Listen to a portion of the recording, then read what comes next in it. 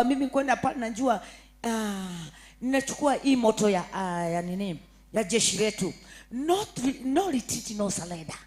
Bwana asifiwe. Hivyo ndivyo ninakuanga kule ya kwamba nasemaga no retreat no surrender. Hallelujah. Sitaki kujua, sitaki kumenya wanasema namna gani, wanakaa namna gani, sitaki kujua. Ile ninajua mwenyeko ndani yangu ni mkuu kuliko hawa. Hallelujah. Ninajua wanapojaribu kunisongea Mungu wangu atatoka na jeshi lake, hawataniona. Juzi hivi karibuni kuna shiki aliingia kwa kanisa, na niko na kanisa kule nimejenga, na niko ndani ya police station. Mungu akanipa kibali nikaenda. Mungu akaniambia nenda pale uambie wakupatie kanisa ujenge huko. Nikaenda kwa polisi na nikawaambia ninataka nionyeshe mahali ya kujenga, na nimejenga mahali pale. Kwa hivyo ukikuja Garissa utaenda kanisa liko kwa security. Hallelujah. Siogopi, na Mungu alikuwa anajua kwa sababu napenda kuomba sana, na shidaga huko ni kuomba. Mwana ni rogosho. Sheki akakuja, akaniambia nimekuja. Nikaona mtu ameingia kanisa, nikamwambia karibu. Tuliongea naye sana, lakini alikuwa anataka tuongee juu ya kwenda biguni kwa ile je imenyoka. Tukaongea, nikamwambia kuna je ingine, je ni Yesu Kristo. Bwana asifiwe. Juu ya kwamba wanapinga Yesu Kristo, lakini nikasema mimi nitakwambia jia ndio uende ukitaka kuona Mungu ni lazima upitie kwa Yesu Kristo, lakini hataki hivyo. Tuliongea brabra hapo, lakini wakati anatoka nikamwambia wewe ndugu wewe ukaenda hivyo, lazima tuende, hii si nyumba yangu. Si umeingia mahali ukanipata, na mimi kutoka hapa ni lazima tuombe. Akaniambia hapana pasa hii si nyumba yangu, ni kanisa, wacha tuombe. Akasema basi omba, lakini akaniambia na uombe hivi, ambia Mungu atuonyeshe ile njia imenyooka ya kwenda kwake. Nikamwambia ni sawa, na usiombe katika jina hiyo Yesu yenu, sisi tunaomba in the name of God. Nikamwambia simama hapo. Unaitwa nani? Aden. Nashukuru Mungu kwa sababu Mungu amekuleta hapa. Kwa hivyo ninakushukuru Mungu kwa sababu ya Aden. Ameingia kwa haya madhabahu. Na Mungu umesikia vile amesema anataka kujua ile je imenyooka ya kufika kwako Bwana. Ninaomba ukamuelekeza, ukamuonyeshe ile je imenyooka, na ni katika jina la Yesu. Akasema si nimekwambia. Nikasema nikajua hata sitakata maombi. Nikaomba na ninajua hii miguu imeingia hapa, ujielekeza sasa. Na ninajua huyu ni mzee na ako na bibi na watoto. Bwana ninaomba hata watoto wake ukawaelekeze na bibi yake, hao hawatapotea katika jina la Yesu. Akapiga duru na nikasema amen. Akaniambia nisimekwambia usiombe hivyo. Si wewe umenipata kwangu, nimekuja kwako, ni lazima niseme nikufundishe, na mimi vile nikikuja kwako ndio utaniambia uniombee hivyo vyako, lakini vile umekuja kwangu na ni kwa kanisa, wacha nikuambia hivyo. Akasema atakuja kesho. Hakukuja. Mbarikiwe sana, tuko kule tunasimamia neno la Bwana. Asante sana, God bless you. Siku moja ukuje tu utufundishe kidogo. CFF ni kwa Baba Harrison, Baba Askofu. So this is my elder sister. Bwana Yesu asifiwe sana. And I'm happy when I see my sisters wanakuja from CFF. That is our where we take our tithe. That is where we have our father, myself. When you come here, you come, if you didn't come for a miracle, you came to listen to the word of God, you automatically become a son. Lakini if you are a miracle seeker, wewe na swara tunawekaga pamoja doariga. Sababu ni mtu wa kuruka hapa kwenda hapa, you don't believe in God. What you believe in ni miracle. Unataka muujiza uende. Kwa hiyo na mkora hamko tofauti sana. You are the same, one and the same. Lakini kama ukichukaa chini ufundishwe neno la Mungu, the word of God will set you free. No pastor, no bishop, no evangelist, no prophet has a power to heal. It is the word of God that has power to heal. And the Bible says, Jesus told them, in my name people will be healed. Is it in the pastor's name? Is it in the bishop's name? In my name, Jesus said, people will be healed. It is not me. Me, I'm just but a vessel. Ambaye anazungumza anasema, in the name of Jesus be healed. Bwana Yesu asifiwe sana. Which means hata wewe, si you are a Christian, you got the power like the what? Just to say, you got it. Sema in Jesus name, I am healed. Sasa enda nyumbani, mirakosika, enda nyumbani. Tuache na watoto wa kufundishwa. Si ndio? Hii mambo ya kurukaruka, kutafuta muujiza, wachaneni nayo. Tafuta neno la Mungu. Neno la Mungu ndio kifunguo. Neno la Mungu ndio mamlaka. Neno la Mungu ndio uponyaji. Neno la Mungu ndilo liko na kila kitu unachokitaka. By the name of Jesus Christ, we are healed. By the name of Jesus Christ, we are delivered. By the name of Jesus Christ, we are conquerors. By the name of Jesus, just that name, it is more than anything that you need. But if you come here just because of the miracle, ndio unaona mtu na wakoni. Sasa nikiona uko na pesa mingi, unagiriga na lemwe urenda kugura muujiza, ndikirekodi nacio. Siwezi acha, nitakudanganya tu hata kama nimeokoka. Nikunyaganye ndio, nikudisarm. Ndio uende kwingine unyaganywe, ndio uende kwingine unyaganywe ziishe, urudi kwa Mungu. Hiyo ndio maombi naobagia Mungu. Nikiona ni pesa ndio inakusubua, tatodo na milioni imo ndio kugura mudo, unakuja kwako ununue, utaenda kwa manyuro ununue. Ukikosa kwa manyuro uende kwa Ezekiel ununue, ukitoka kukosa kwa Ezekiel uende kwa Kakade. Tutakupora tu mpaka ishe. Sasa ikiisha ndio nasemaga leo neginyete mwisho mundu wa Ngai niye jetereire o Ngai arie na nikamenya leo no akinya hari hagereire. Leo ni kuigua Ngai. Haleluya. Na ndio naona wa Kristo mumenyaganywa pesa sana. Mumenyaganywa mali na mumenyaganywa pesa kwa sababu mumekosa kuabudu Mungu na mmekosa kutafuta Mungu. Mkaabudu hiyo pesa yenu. Sasa hiyo pesa yenu imeporwa na Mungu mwenyewe kwa sababu ameona aya mararega kujaria tondu mena mbeca. So what God does, he removes the money from you. So ukifika mwisho ndio aliyokiugo kemwe kama dukata, aliyokiugo kemwe tu nejwe kaini yako kuigua. Sasa unakuta wakati huo mwingine alikuwa anakuja naweka kabahasha, mtu wa Mungu nidaigerera kabahasha kwa hawe tukedirikane mahoyaine. Hauna time because you are busy, unakimbia kwa duka yako. Siku utafuka duka saa 7 wakati customers wanakujaga, uende usikilize Mungu kwanza. That is the day utajua umeokoka. Hii ingine yote mnatuambiaka ni ukora. Hapa hakuna mtu ameokoka hata mmoja.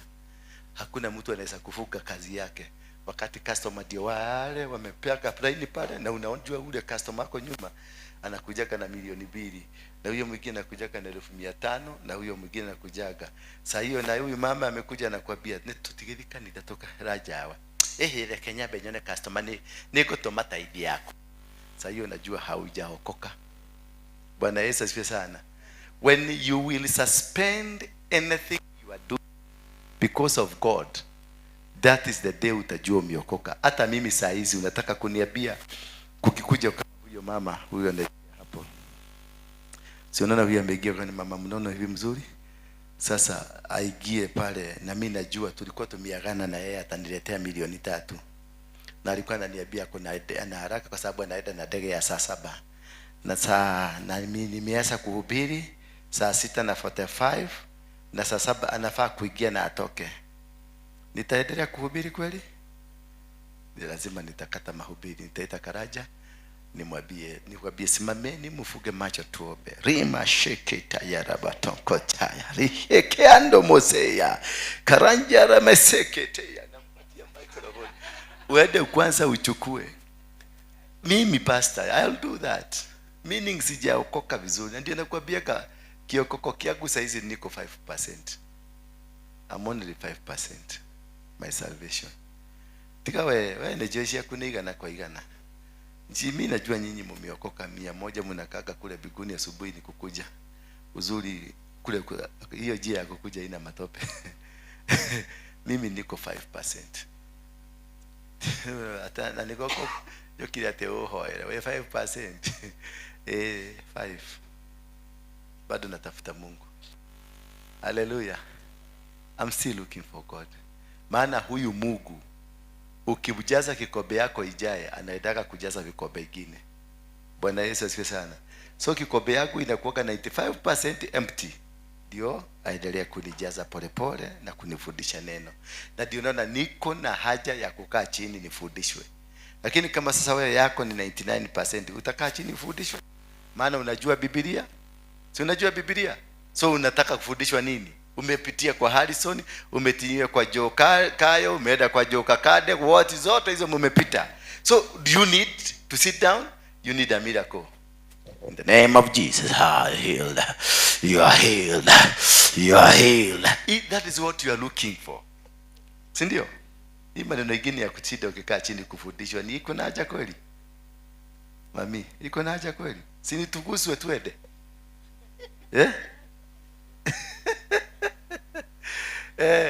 To change. Let's change our character. Let's change the way we are looking at God. Let's change the way we know our God. God will make you the best people around. When you have the word, hautahangaika. Ukiona nyoka ndio ile unaiambia in the mighty name of Jesus Christ, I stop there. Na inasimama because you got the word. Neno liko ndani yako. Bwana asifiwe sana. Hakuna ugonjwa unafaa kukupeleka hospitalini. Unaambia ugonjwa, unaambia ati wewe unaitwa nani, kansa? In the mighty name of Jesus Christ, stop. Na inasimama. Bwana Yesu asifiwe sana. Todo nie ni kedi na kile. Mimi niko ukitolewa hii damu, tofauti yangu na yako labda yako ni O negative na yangu ni O positive. That's the only difference. But damu ni ya red. Bwana Yesu asifiwe sana. Ninakula ugali tu kama wewe, ninaenda pale ofisi ile nyingine kama wewe, ninavaa nguo kama wewe, na sura niko na baya tu kama yako. Hata tofauti.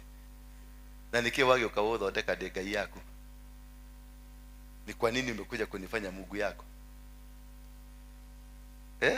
Wewe siwede uchote, pale nilichota, ndio utahiyo nawe.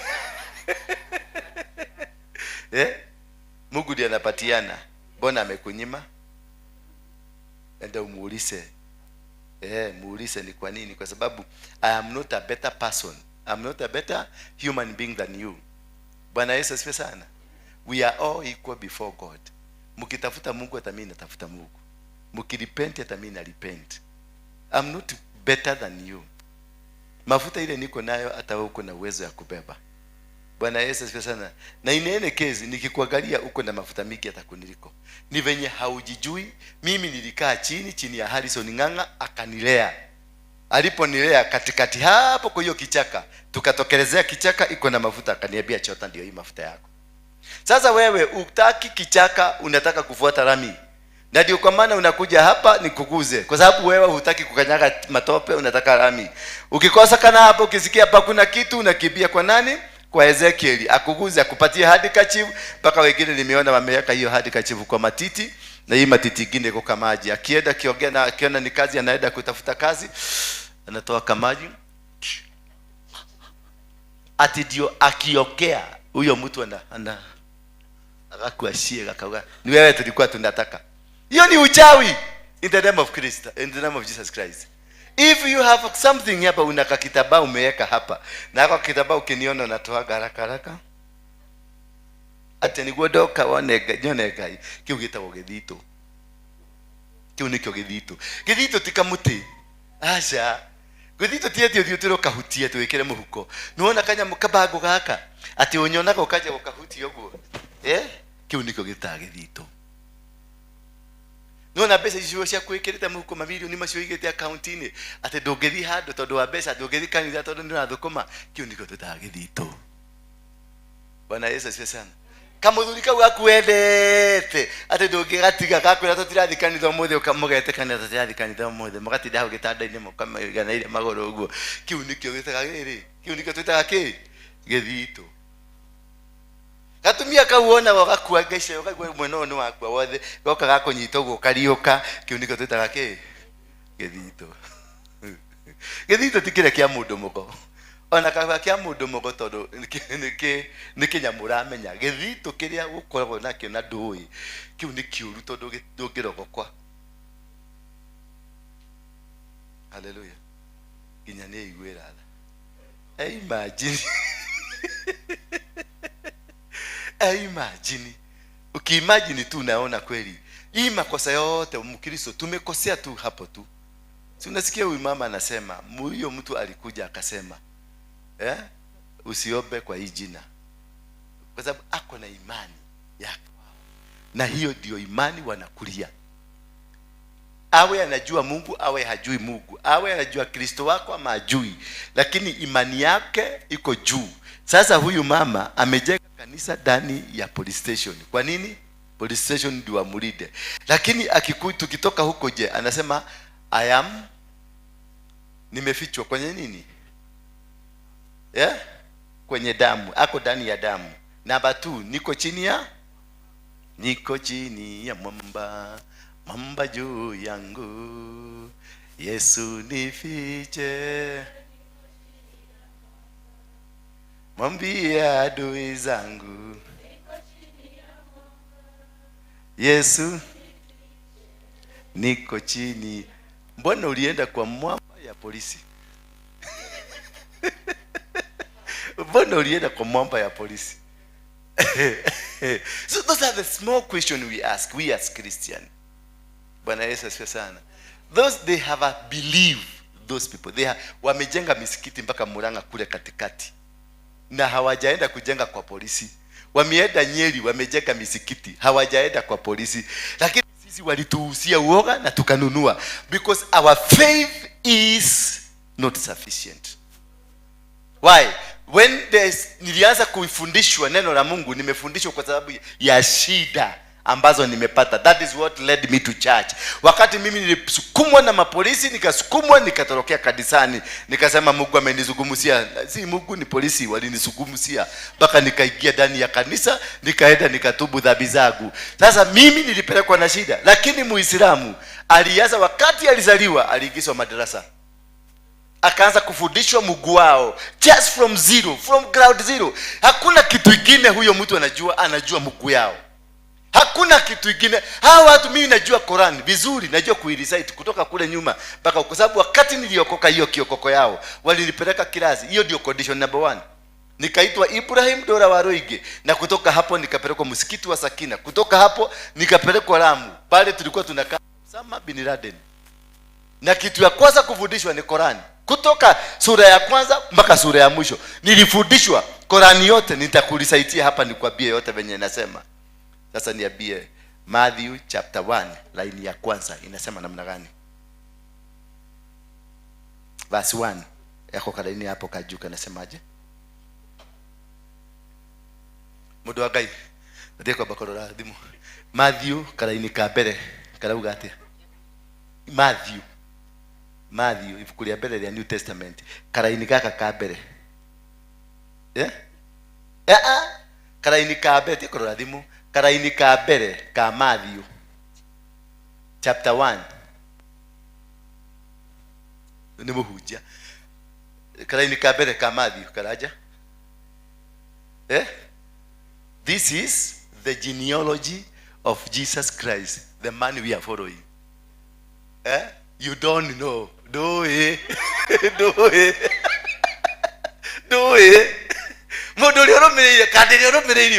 Your master Jesus Christ. Hata ujui genealogy yake. How do you start his genealogy? Inaanzia kwa nani?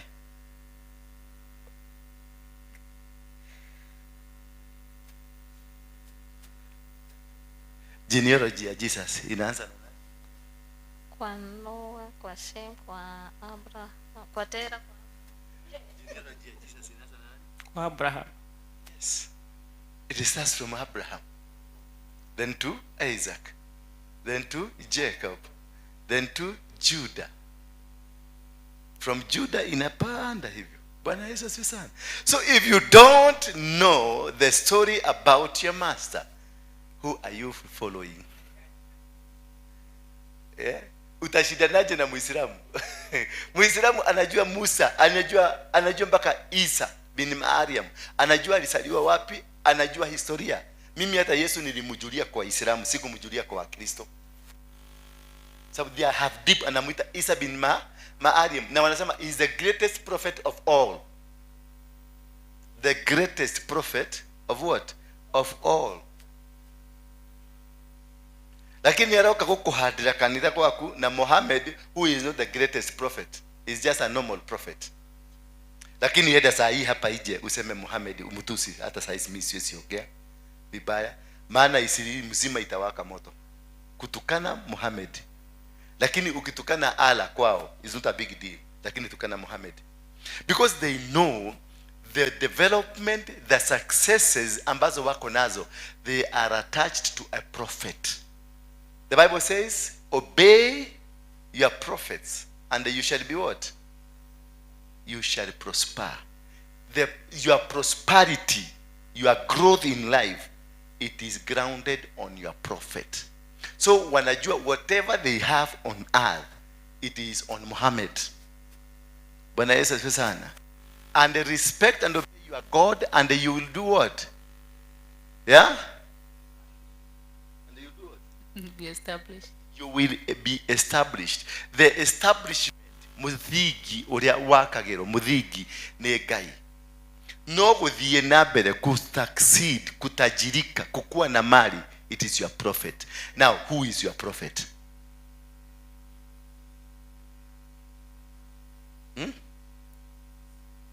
Jesus. How do you know Jesus? Jesus alikaa Egypt akiwa mtoto miaka gapi?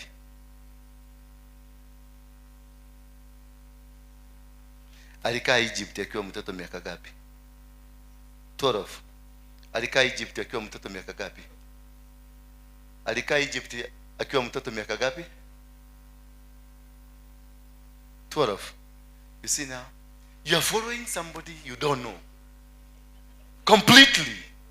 And that is now the failure of Christians, because all Christians are fake. All Christians are fake. Complete fake. Hamwelewi. Oyo nuwe Ngai yule mumagadhuda mutamo? Yes. You don't know. And that's why mzungu walipokuja na watu wale walikuja, walitwist wakafanya mambo yao, na mpaka saa hizi tunaendelea kuwa wajiga. Ndio kwa maana hawezi kukaa kwa kanisa moja. Saa hizi mnajua Wednesday, lakini Sunday sitakuona hapa. Kwa sababu kuna baba yako ya kiroho, si ndio? Si kuna kule unataka kanisani kwa baba yako ya kiroho. Kama uko na baba ya kiroho mwenye anakulisha, umekuja kufanya nini hapa? Are you not satisfied with your father? No, ete neighbor fafa. Ukile wekate kwa neighbor. Ulikuja kufanya nini kwa neighbor? Kama you have a spiritual father, baba mwenye amekulea na amekusimamisha vizuri, umekuja kule kufanya nini hapa? Wewe ni mkora. You're a thug. Todo kwa thogu nuagite gwathika. Kule kwa thogu kule mera dad niobe dad. Haumusikii, haumutambui, ndio umesikia Waruinge no irima leo. Ndio nyinyi kwa maana mwegoko. Sawa no irima no raku. Bwana Yesu asifiwe sana. The day we learn to know God will, you know the truth will set you free. The day you know even your spiritual father has the power, like where you are going, you will settle down. Maana leo nitakupatia maneno kidogo tu, nitakusomea Acts 16 verse 16. Hiyo ndio nitakusomea. Urudi kwa pastor yako. Sasa pastor yako anajua uko hapa. Uliokole ithagia ri, ni oyewe guko. Na ndungenda nginya amenye. Nikio gitambaya nduohaga umuthi no ohire gitambaya nigetha ndukamenyeke. Nigetha mangigakuria ungiaga ni ucio ni nona hiena cousin yakwa no oha gitambaya.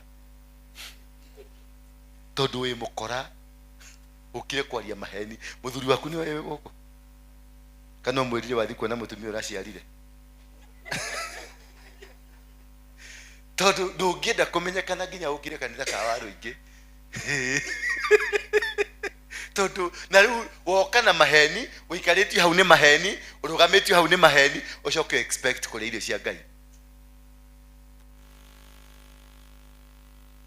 Will you make it? nirona tugitoria thabari ino ate muthingi uria ukurehete hau wikarite ni maheni na ndungienda guikara kamera ile kuone raikara kaina mogu na ukagonya kanua nigetha imagikiona ucio ndona ni agonyete kanua tondu ngienda kumenyeka ni ugukite guku utajira ukugairo irio iriku ni cia ngomo kugairo kana ni cia Ngai gutire mundu wa maheni maingaine tona na andu wa maheni wa mbere gwaku muthuri oyo thire kwe mutumia uraciarire araciara kana kaina manete na kena mayo matatu na ni murata waku muthia itega hamwe.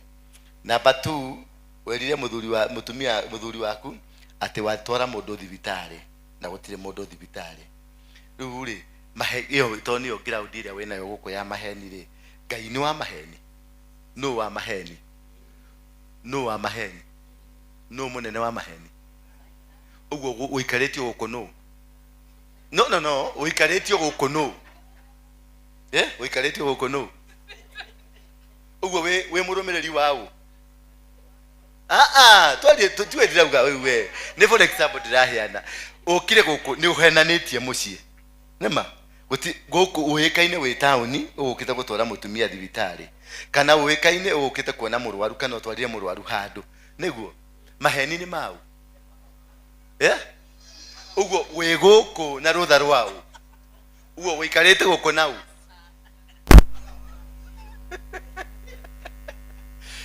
nura imagine ukigairwo ni Ngai kindu giake. That is where nikio na twena mirimu itarahono. That is where we are not succeeding at all. Todo ithui enyewe tuli ikumbiria maheni ugacoka oti uri okumenyete gukoni muthuri waku na ciana ciaku na andu anyu venye umewakoni hivyo na hivyo ndio mkuja hapa kukoni Mungu.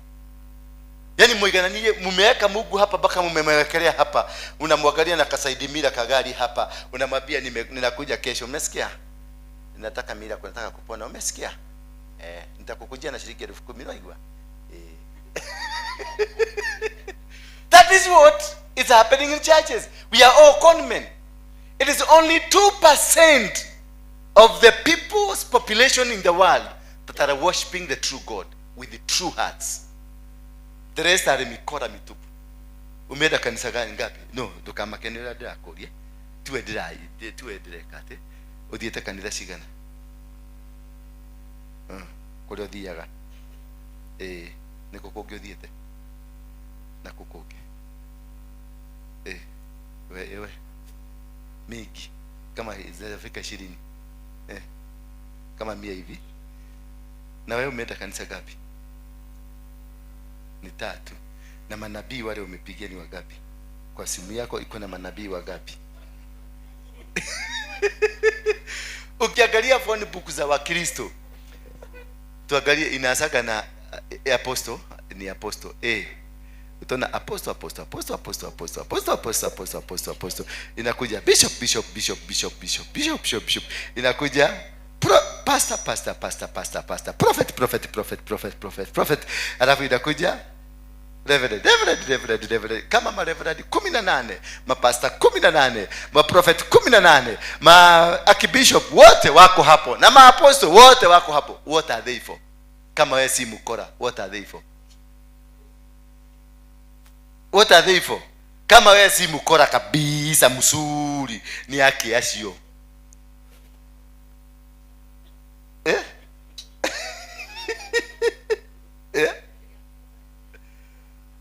Murata maaposto anana arata. Maaposto wanane amarafiki anasema. Alafu maaposto wanane, mabishop wanane, ma prophet wanane, wote marafiki. Na higo ile na gathina ora ya kometane kitoni arata kumoke mashamani mushi. Unaona, hiyo ndio kujichanganya. I'm just trying to bring you up to speed to understand the nature of God. Jesus is one, God is one. And if I am the vessel used by God, sit down, I will teach you from him. Follow me as I follow Jesus Christ. And it's whatever message you're going to get from Harrison Nganga, in the same Bible I'm going to read. All what you need to do is to sit under him obey him, respect him, because sit under a prophet and obey the prophet and you will be prospered. You come and sit under the grace that is here. This grace will cause you to prosper. I will be your prophet, and the grace that is in this house will cause you to prosper. If you don't sit under somebody akulishe, akutengeneze, akuunde, akurebuke, akuambie hiyo tabia wacha, hivyo unakaa si vizuri. If you cannot sit under anybody to help you to grow, then you are not wethege. Weke? Watu weke? Sema mimi ni sege. Masege ni wale wa kuruka. Ukikaacha kameruka pale, ukikaacha ukakuta kwa kashaba, hiyo ndio wale kama umeruka kanisa 2 3 4 na mapasta 2 3 4, yui ambao si washirika wa hii kanisa, nyinyi wageni, nyinyi wote mwetheke. Todo mukire kuria nyeki mutigite kwanyu. Ona mwene ndoi kuri ari. Kuri amuri. Thenge ni kurugaruga, ng'ondu ni royo. Kondoo, wakati unakuwa kondoo, unakaa chini kulishwa, maana kondoo hufuata sheria. Lakini sege ni kuruka, inaruka. Mara hata kwao kumejaa chakula, mshamba yao ni green, lakini unamikuta kwa neighbor na shamba ni dry. Bwana Yesu asifiwe sana. Na hiyo ndio shida ya Wakristo. Kaa chini ya nabii, kaa chini ya mafuta, na hiyo mafuta itakulisha. Ukitikanisha na mimi, tuitikanie na wewe, kutoka leo utakuwa chini hapa. The anointing upon me will be shared to you. Umeelewa? Anointing sio yangu, ni ya Mungu. Wakati Musa aliambiwa tafuta watu wa kukusaidia, wakati walikuja akapata 72 people, akarelease kidogo tu, walipata anointing, wote wakaanguka chini, na ilikuwa imebebwa na mtu mmoja. Bwana Yesu asifiwe sana. I am carrying an anointing that is supposed to be shared to you. It is not mine. It is for you. That is why I've been called a man of God. To do what? To do as per to God's will to people. Bwana Yesu asifiwe sana. So if you cannot sit under me today, kesho uko kwa Karaja, kesho kuto uko kwa huyu mama, kesho hiyo ingine uko kwa huyu. Now, what are you operating in? Hallelujah. So you are just but a fake person, pretending to be a religious person, following nothing and worshiping nobody. You are an idol worshipper because you believe. You came to Nairobi because you believe you have got money. Umevumilia kunyeshewa na ukachukua mwavuli, na kwa sababu uko na tikiti ya kutoka Murang'a umefika hapa Nairobi. Na kutoka Murang'a mpaka hapa urogeta makanitha maigana. Tuongee tu kweli. Ndio tu nataka ka discussion kama hako. Na nataka ka sura mkwe na sura mzuri, wacha kukwende masura za watu kama ni watu wametoka sijui wapi. Cheka, nataka watu wanasoma hilo. Kama mmekaa na pastor mwenye anakaka sura baya, mimi sikake sura baya. Nikitoa sura yangu baya mtatoroka nyinyi wote. Sema mnanijua tu. Sema mnanijua. Sasa cheka. Furahi na mimi kwa sababu nilibadilishwa. Na kuwaka mtu akukaa mzuri. Angalia ule baka kichwa ameinamisha hivi. Kaa ukisumile. Hii ni nyumba ya nani? Ya Baba. This is a house of our God. Niwe udhodeketa kukuguodhe. Na ametengeneza maridadi. Ndio ukifika hapa, kule kwako ni kwa kutengenezwa, hakujatengenezwa maridadi vizuri. Ukikuja hapo unaona, oh, kumbe my father ako na nyumba mzuri. Bwana Yesu asifiwe sana. Lakini sio hiyo kanisa. Unajua sasa umeleta ile hasira ile kanisa yenu. Ulitoa pesa ya kununua mabati na mpaka sasa hivi mnanyeshewa. Hiyo hasira ndio imekuleta hapa. Sasa hata ukiona tumefanya kazi mzuri hii, auoni, unajiangalia tu hii. Because kule ulienda ukakaa jumba ingine, unaenda kana mwavuli. Tende kwa jakula lekeje. Hata kwenda tale. Eta kwa atia. Eta kwa kija mukirage mohau. Oh how? Ega kigethia tia saidi. Na nyumba ate ya Ngai. Na pastor wanyekera kakanyumba ka giri vote doni home. Ni kanisa sisi mafati diaga na digadi. Todo wa kwa nyumba ni ihiga. Do you get me? They don't understand. Wa kwa nyumba ni yake. Aja kile nyumba ihiga de moishi. De conman.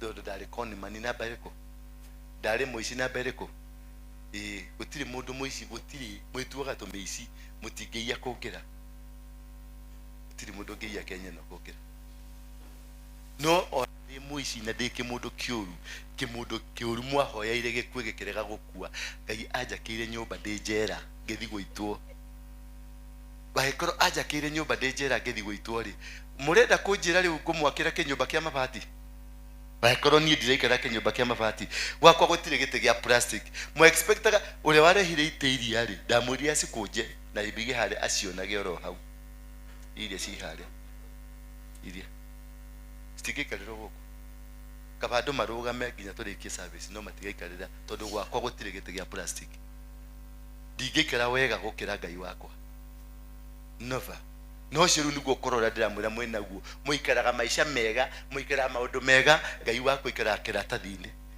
nilikuwa na njaa na haukuja kuniona nilikuwa jera na haukuja kunitembelea nilikuwa mgonjwa na haukuja huyo ni nani huyo tunateza Yesu huyu Yesu alikuwa ni nini na njaa lakini wewe tumbo yako imekaa hivi kama kile kataka hiana kapopo hiyo dhia kwa huo wewe kinya ikaraga karaite radigi no na haha thi gatataka na kuuthi kuhuna mwathani agocho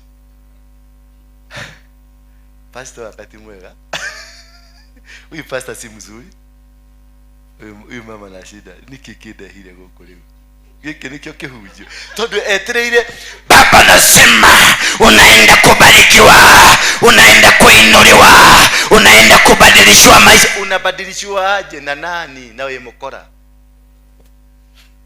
wezi kupatiwa kazi ya makanika na wewe si makanika wewe ni fundi ya bao lazima ukae vizuri na Mungu ndio Mungu akubariki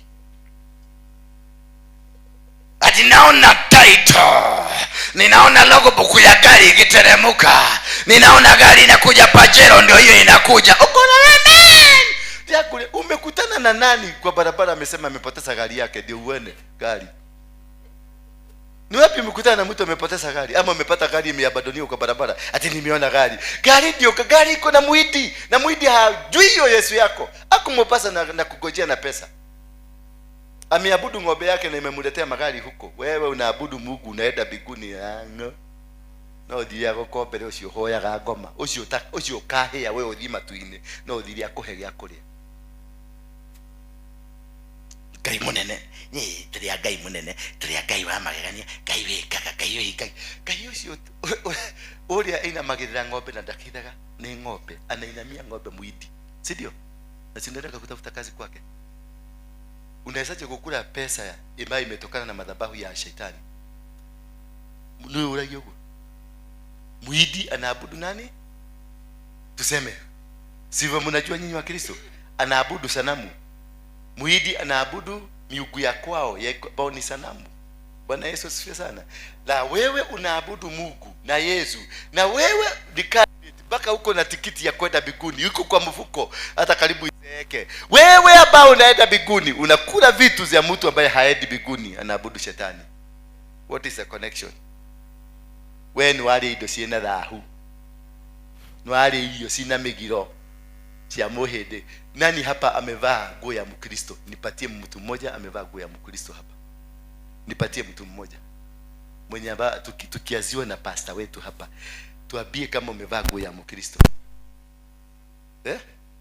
umevaa nguo ya nani ya hawa hiyo kiti umekalia nani tumeiweka kwa kanisa ya nani ya Yesu mkeka hii imetoka kwa nani kwao Isiri tulitoa Isiri tukaweka hapa kwa Maoria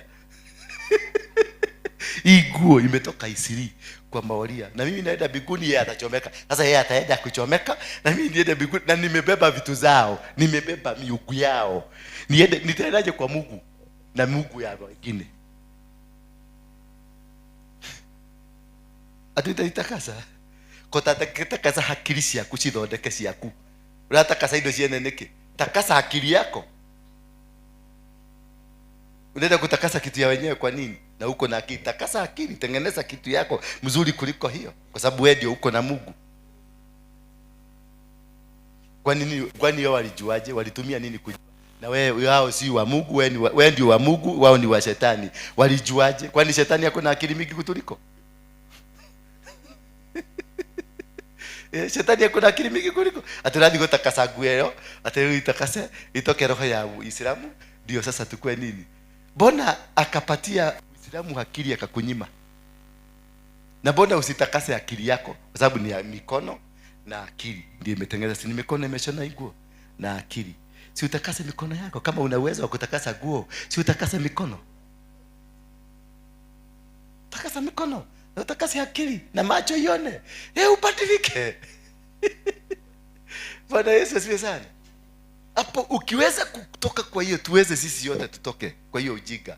Hata hii kitu singekuwa naligia watu. Naligia kujeni muone madhabahu ile nimetengenezea Mungu na mulete hapa. Nikienda kukaa chini inanikumbusha imetoka Isiri. Kwa hizo vitu zote umeonyeshana, hakuna kitu hata moja umeonyeshana ya Mungu yako. Ama hii ni ya Mungu wetu? Hii ni ya Mungu wetu? Hii ni ya Mungu wetu? Hii ni ya Mungu wetu? Hii maua imelimwa na Waislamu hapa, imeletwa na Wahindi na Wasugu ndio wamelima hii maua. Hakuna hii kitu imetoka China ikakuja hapa. Hii speaker imetoka China. Hii microphone natumia imetoka China. Kuna kitu ya Mungu yetu iko hapa. Na mbona tunaliga hapa tunaenda biguni? Hakuna biguni. Biguni ni bali. Biguni sofa. Tutakase mkeka ikwe ya Mungu. Mbona akili ya kutengeneza hiyo iko wapi? Mutumiwe ratora na kiundo kihoge talikiega. Mimi nimeokoka. Lakini wokovu yako nimekwambia ni % 5. Ndio kwa maana nimejikuta hapa hii nyumba yote mzima. Hata sikuwa nimekumbuka, nilikuwa na washaburia nyinyi. Imenihit. Sababu nimekumbuka hata mkeka tulinunua Isiri. Hii madhabahu sasa ndio tunaita madhabahu ya nani? Ya Mungu. Kwa hivyo hii ni madhabahu ya kina nani? Ya hao. Lakini tulitakasa. Tulitakasa. Hata ile mafuta unatumia ya kutakasa imetoka wapi? Anointing hiyo imetoka wapi? Huko. Sasa ni nini uko nacho cha kwenda kwa Mungu yako? Ni nini uko nacho cha kusema hii ni ya Mungu yangu? What do you have? Baka hiyo nywele umeweka kwa kichwa ni yao. Ile kitu umepaka kwa mikono ni yao. Hata ile umepaka kwa miguu watu wamefunika wote. Ni yao. Bwana Yesu asifiwe sana. We need to understand where did we go wrong. Ni wapi tulikosana na Mungu wetu? Maana ukienda Japan, Wajapani wanaendesha gari zao. Zinaitwa Japan, zinaitwa Toyota. Toyota ni jina ya mtu. Nissan ni jina ya mtu. Ford ni jina ya mtu. Mazda ni jina ya mtu wa huko anaitwa Mazda. Bwana Yesu asifiwe sana. Ukienda France kuna Peugeot ni jina ya mtu wa France, wanatumia magari yao. Ukienda Germany wako na Mercedes, wako na Range Rover, zote hapa na Range Rover hiyo ingine. Passat, hizo ni za huko. Ukienda pande hiyo ya UK kuna nini? Kuna Range Rover na Jeep. Ukienda America kuna magari yanaitwa CMC, kuna magari makubwa. They adore and they follow what is theirs because they believe they have a God. Bwana Yesu asifiwe sana. Mjapanese akienda kwa conference, iito mkutano ya mapresident wote wa dunia mzima wakutane, anaogeaga Kijapanese. Nyinyi muweke vitu kwa masikio msikilize. Ukienda kwa Mfaransa anaogeaga Kifraja. Bonjour. Ukienda kwa Mshaina hiyo, uende kwa Muingereza ataongea Kiingereza yao, uende kwa Sweden ataongea vitu zao. Lakini Ruto wetu ameandikiwa karatasi Kisugu.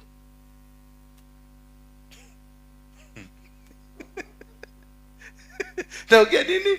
Kisugu. Because you are a colony. Hapa tumekamatwa. We are not ourselves.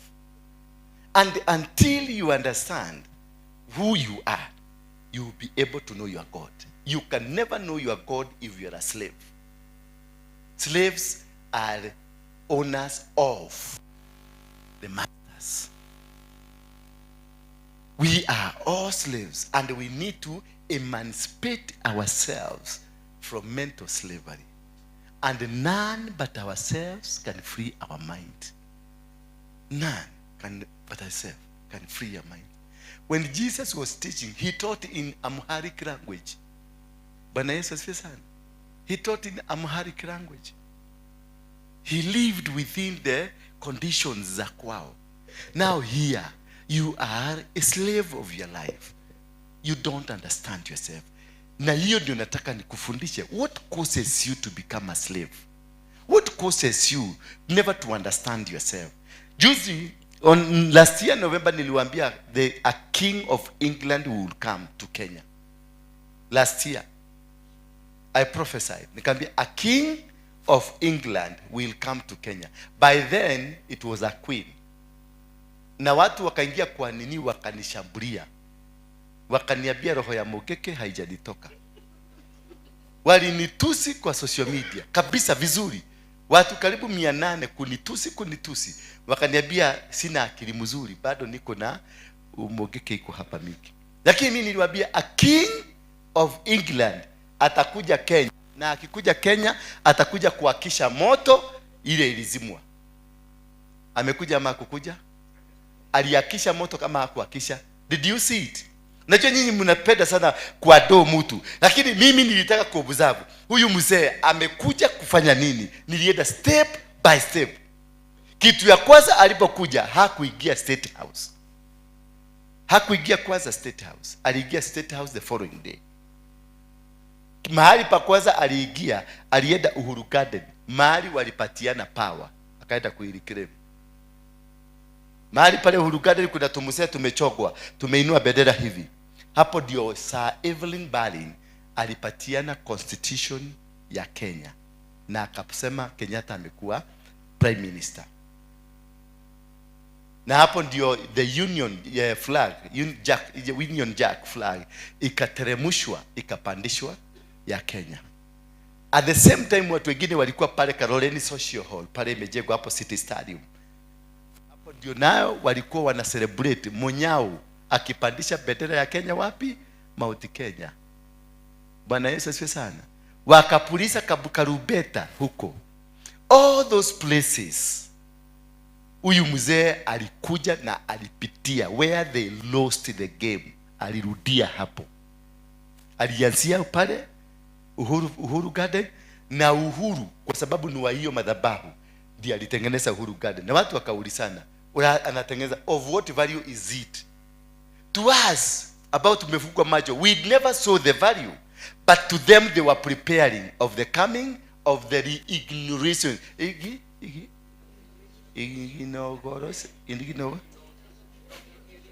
Hebu niseme inauguration.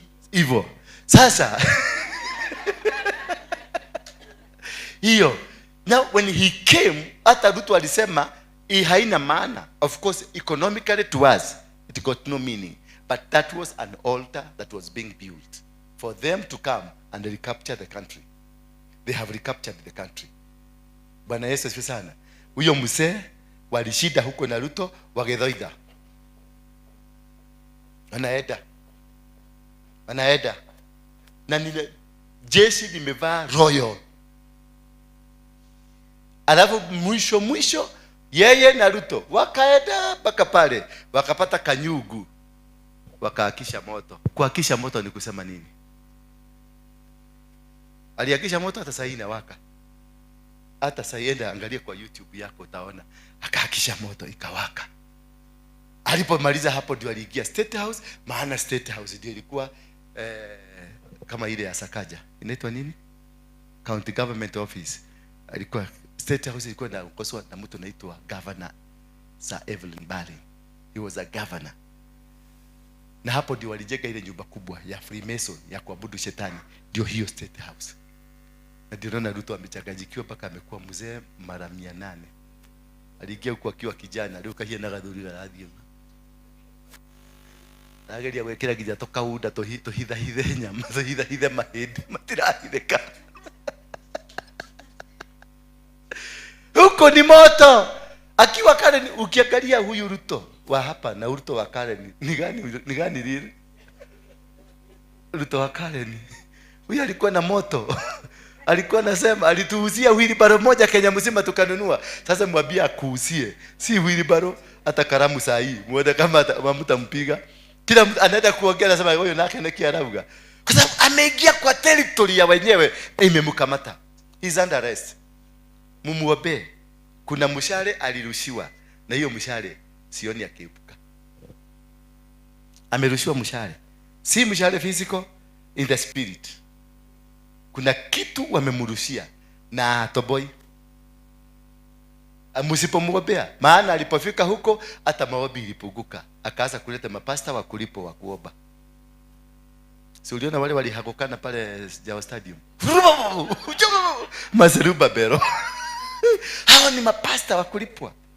Lakini akiomba wakiwa kule Karen, walikuwa naomba na genuine men and women of God. Then they won the battle. Hata ya walipoboma alisema I have been prayed into power. Now where are those people that prayed him into power? No. Sasa ile kitu tunaona we are hiring pastors from America, we are hiring pastors from Nigeria to come and kutengeneza mikutano kubwa kubwa. Na wakati tulikuwa tunaomba, I never saw a hired pastor from America. Prophet kutoka America. Mliona? Hapana, ni sisi tulikuwa tunaweka magoti hapa tunaombea huyu mzee wetu. Command in the mighty name. Sasa huyu Yesu before election, after election akapotea. Sasa jamaa amewachwa peke yake, and the king is naked. The king is what? Is naked. Wale mnafikisha ripoti mfikishe tu, the king is naked. Na mshale imerushwa. Na unaona kutoka siku hiyo maneno ya Mungu yote aliweka kado. Ama hajaweka kado? Saizi eda pumwani today, leo wale watoto wamezaliwa kutoka jana, juzi, kutoka Friday. Tuko November. Tarehe ngapi? Kutoka 1st November watoto wote wako na chip ya shetani. Eda pumwani, si outside Kenya. Wako wapi? Hakuna mtoto atapatiwa birth certificate kwa sababu amewekwa nini? So identification itakuwa nini? Ni jicho na nini? Na chip. Ruto mwenyewe si alisema kwa statement yake? Hamjaona ama niwekea hapa muone? Amesema kutoka sasa tumetoka enzi za makaratasi. The new generation that will be coming, the generation that will be identified digitally. Na ni nani amekuja? Bill Gates amekuja, amekaa 4 good months. Mwezi wa 10 niliwaambia Bill Gates anakuja na atakaa huko na atatoka huko na resort. Saizi amecapture nchi. Alienda DRC Kongo, ukimwi ikaingia. Ukimwi ilitoka DRC. Na ni yeye alimanufacture. Yeye ndiye alimanufacture kitu kinaitwa antivirus. Bwana Yesu asifiwe sana. A virus is manufactured, is created from a laboratory.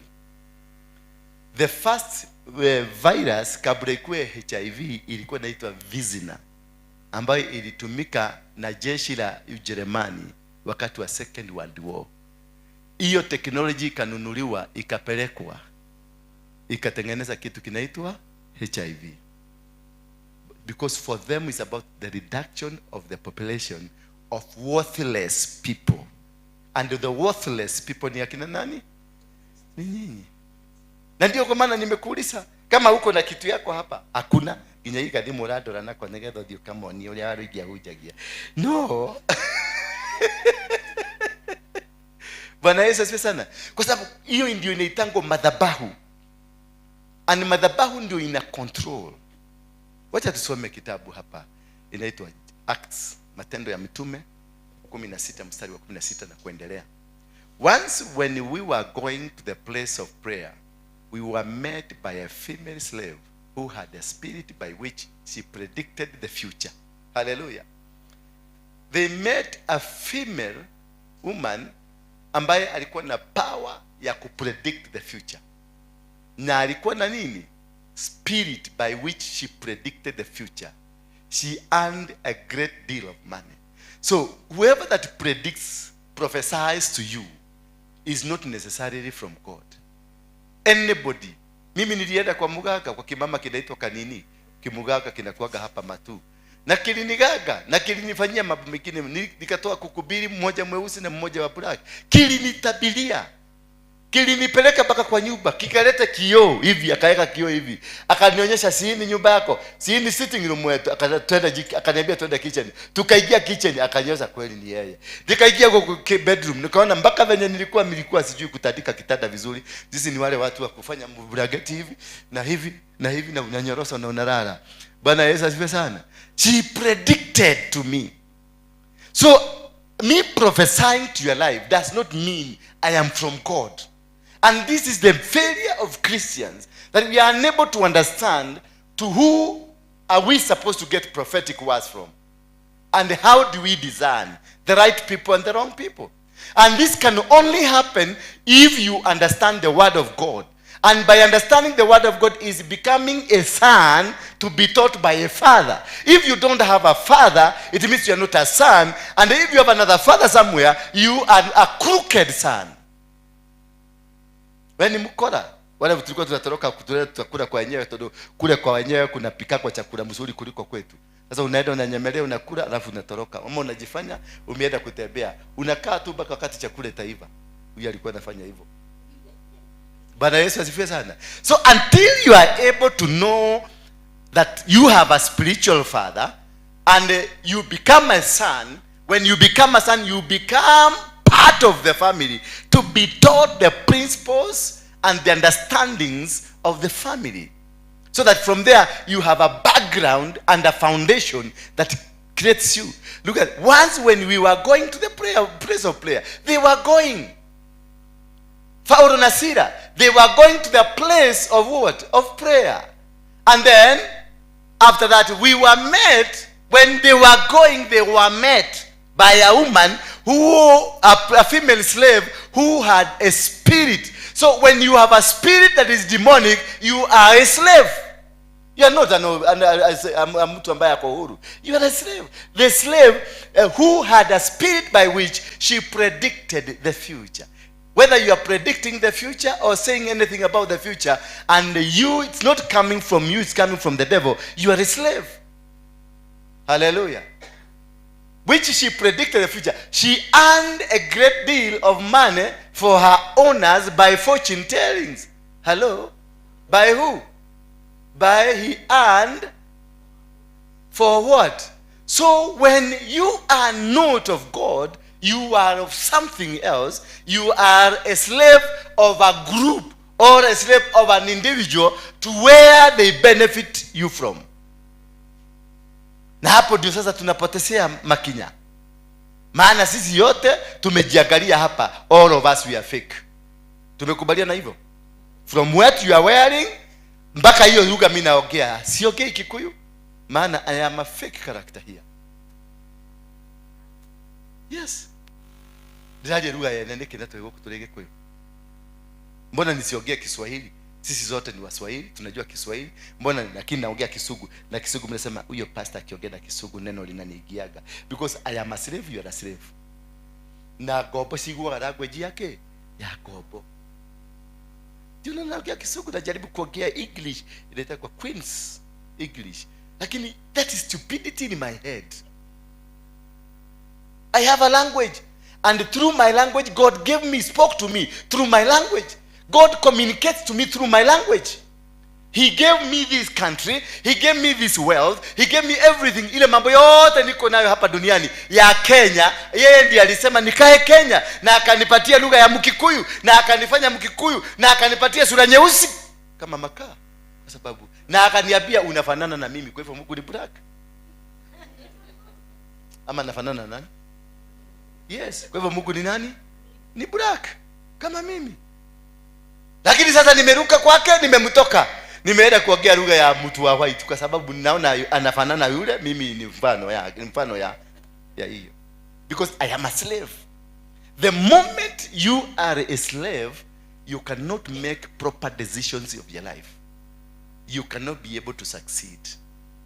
Go hinya. A slave got no power, got no right.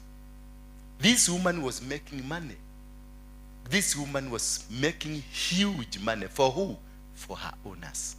She followed Paul. Umeona? a slave will fight for the owner. A slave will fight for who? For the owner. Because the owner is the master. So when you are not a son, you don't have a father, you cannot fight for what you don't have. But you can always fight and defend your father. So this girl had a master, and when akasikia kuna watu wawili wanasuguka wakitaja taja neno fulani, mwanamke alianza kuwafuata akirelease powers za kuzima moto ya hawa watu wawili wamekuja. That she kept following. Aliendelea kufuata. Mahali Paulo na Sila walienda, kalikaa tu nyuma kakisema na I cancel. Wakisema in the name of Jesus, kanasema I cancel. Kisema in the name of Jesus, nasema I cancel. Kisema in the name of Jesus, yeah, nasema I cancel. To make sure the word of God is not preached in that area. Why? Because she was loyal to her owners. Bwana Yesu asifiwe sana. Wale watu wametumwa kutoka kwa shetani wako hapa wengi, maagenti wao. They are royal. Amekuja amekaa, atakalia kiti, ata waste time yake yote ku make sure ana monitor kila kitu. But wewe nikikutuma kwa shetani, wewe ndio monitor kila kitu. Utaenda kitu ya kosa unasema nie digedi kwa goma. Nie digedi. I'm the only Kenyan mwenye amewahi kuingia kwa shetani kwenda kuiba. Pale Nyerere Road. Nilienda nikaiba, lakini unfortunately I was not able to steal anything. Apart from the Bible, hiyo kitabu yao iko nayo. Ningekwambia sasa tuende tuti hagumuthe. Na yeye mohonoku. Nikapata watu wawili courageous, tutaenda kubomoa. Sasa nikienda huko naenda kuangusha hiyo nyumba yote ianguke chini. Tutaenda. Tutaenda. Sawa, unitafute. Tutaenda. Because there, wakati niliingia, there are 4 tunnels. There's a tunnel to Olsen Cathedral, there's a tunnel to St. Andrews, there's a tunnel to State House, and there's a tunnel to come to Harambee House. Now the question is, why will we have a devil's church?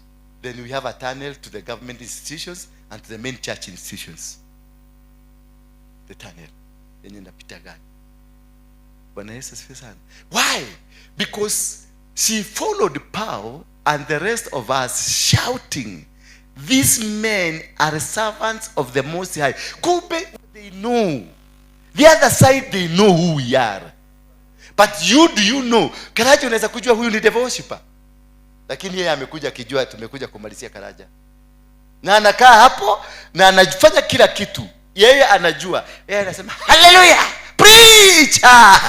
Preach, man of God. Preach, man of God. But the person next to you anakufinya tu. They know us, but we don't know ourselves. Bwana Yesu, see, these men, she said, these men are of the Most High God, who are telling you the way to be saved. Hallelujah. They know. Ati huyo ule anaoka kukuohora. Hawa watu wanakuja kuleta change. Hawa watu wanakuja kuleta mabadiliko. Tuwamalize kabla. Huyu kijana amekaaga hapa na hii kiti utahama. Toka kwanza ndio ikale hale. Kuja hapa. Kuja hapa.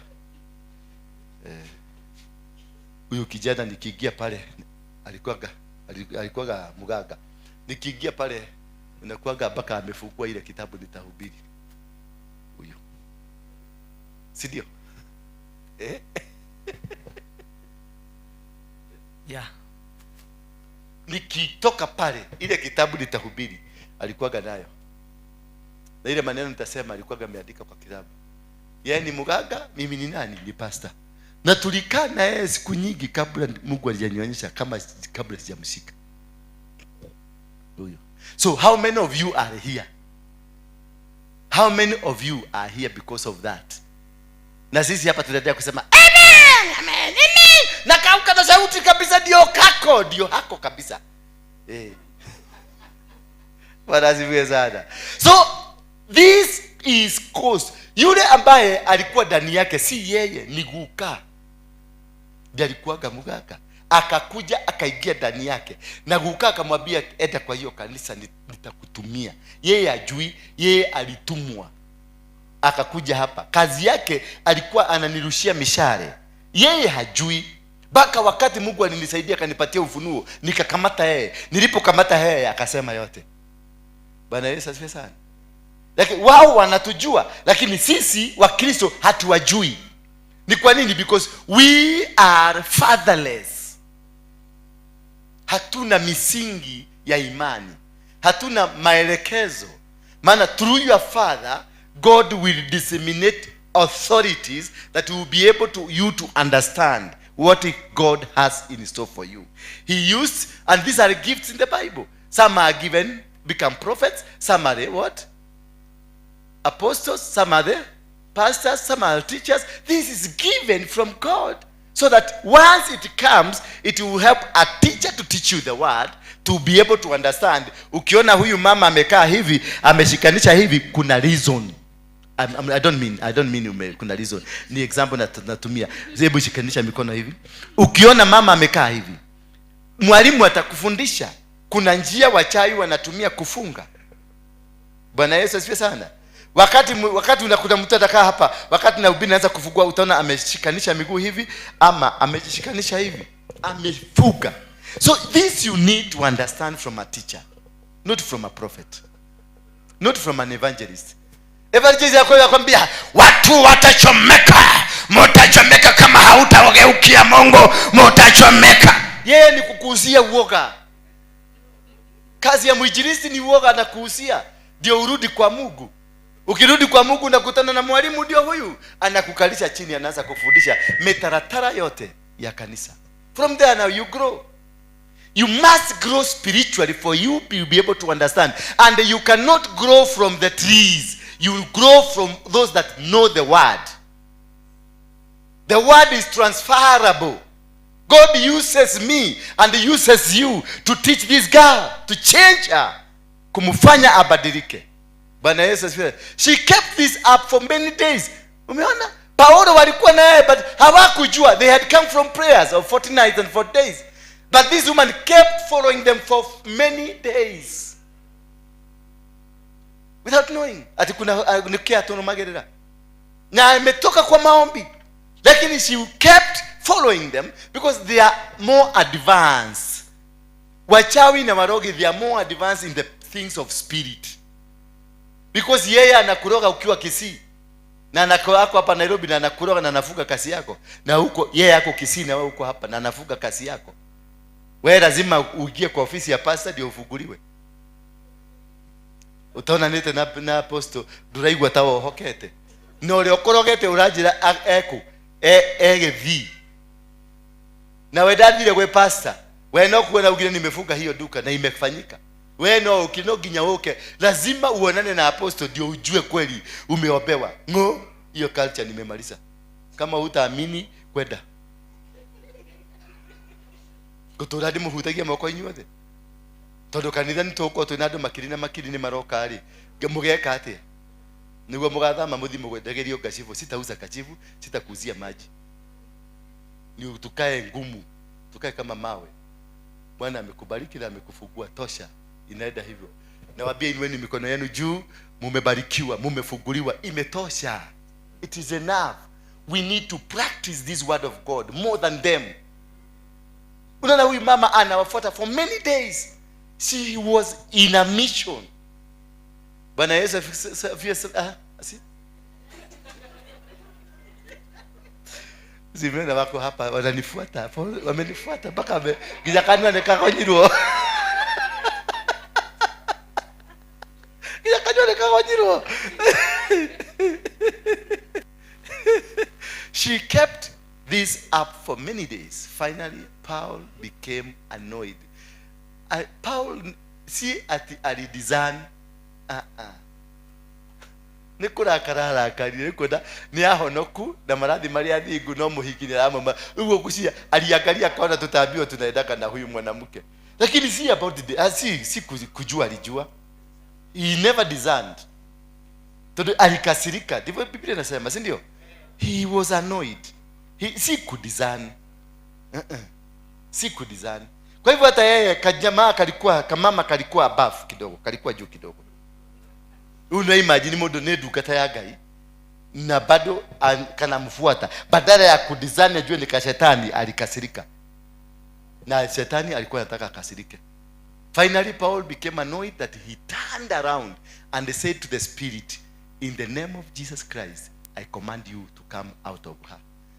Yani nini ukaikataka push.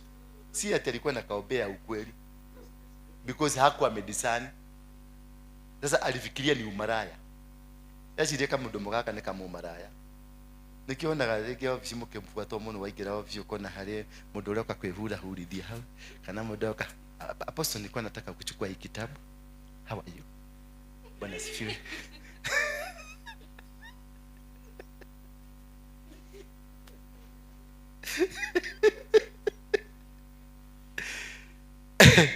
Sasa ukiwa kwa ofisi yangu uone kuna mtu amepita hapo, si kitu, hakuna kitu anatafuta.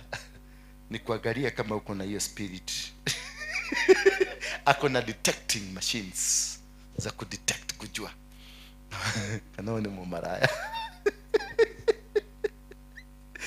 Detectors inaitangwa ni love detectors, si love detectors. Tunaweza kujiita anti prostitution gadgets na kudetective of pastor hao, kwa sababu hata amini kwa apostle hao anaweza kuingia na mwanamke uko ndani na waokee neno la Mungu, ndio unaona anakuja kufuata because ni mkora amekaa, is a monitoring spirit. Si umekuja hapa kwa sababu umeniamini, unashoka kwa nyuma za watu wanategera wanaokolea dhini neke huko ni ikimwana ikiwe kongo kule datakuma tutashamani na huko baba yako sasa tumemaliza game. Kingine kikuja hapa kinakaa tu kinasuba kina pastor. Are you still using your book? Osho ni modo ginya dedicate ya apostle. Why will you come to follow me up in my office? If you trust me, if you know I am your apostle, why will you follow me into the office? Are you respecting the anointing upon me? No, you don't. Tatuone lazia dege na mutumio na hau nego thiko munira mithi na hau niki wecirio gwo niki wakoro timithi yagu urenda no wecirio gwo niki meciria mau waruta kumeciria magu na goko ni Biblia tukorogo nayo na goko ni kanitha na goko ni kwa Jesu na goko ni Roho Mutheru waruta reciria ria umara yako wakondo korogo naryo ha no wecirio horo ati wangima na gutire ngimera nuka goko no apostle mtu akai ndio igeje gugwiciria we mumaraya itari na umaraya kiongo-ini giakwa. Yes, that's the greatest prostitute. Kwa sababu hiyo ni begwa na rusha na nikiaroka kwehotokithia tondu ni arona tatu alitumwa kazi kitabu lakini ameshindwa kufanya kazi. Ameona mwingine mwenye amekuja ni expert ya kuchukua haraka ndio anakuja kuinterfere kukata hizo laini. Wewe hutatangulia, hautabebwa kabla yako. Kwa sababu yu pastor wetu ama apostle wetu ni maraya ya kubeba kila mtu. Kana tigo statement yera kuoniria ate. Tuagi tu kama watu, tuache kwa warokore. Tuache tutige gutweka hono kumuno. Uresa agure ki human being. Niguo wicirie no gomeno oyo ri. Ni ujetekete ta dukata ya Ngai. Then uwo mundu cio niki? Kiu ni kigogo. Ni gikware. For sure. How will I imagine? You are my apostle. How will I imagine huyu atabeba huyu? It means ni mimi nikuona nimeona hii game nitarushwa. Wacha niende haraka. Niende nikafagia huko. Bwana Yesu asifiwe sana. So huyu Paulo alikuwa aliona watu wakituona tunatembea na huyu mama na tufuata tutafikiriwa vibaya. That is why he got annoyed. Na akasema hasemi demoni gani, anasema nini? In the name of Jesus Christ I command you to come out of her. At that moment the spirit left her. Which spirit? Which spirit left her? He never discerned. Kama mimi sasa nikijua ni msharati nisema, the spirit, I command out the spirit of prostitution in you. I will say it. The spirit of poverty, the spirit of stagnation, I will know. Mimi najua ile kitu imekuleta hapa. I know everything. I know. But hapa Paulo, when her owners realized their hope of making money was gone, they seized Paul and Silas and dragged them into the marketplace to face the authorities. Umeona kuna kitu imejitokeza hapo. Now once hii pepo imetolewa, ndio unaona wanakuja kuangalia kama huyo mwanamke ako kwa apostle anafanya namna gani, because wao ndio wenye demon ya prostitution. Sasa wanakuja kuangalia, nakuta na pagusa.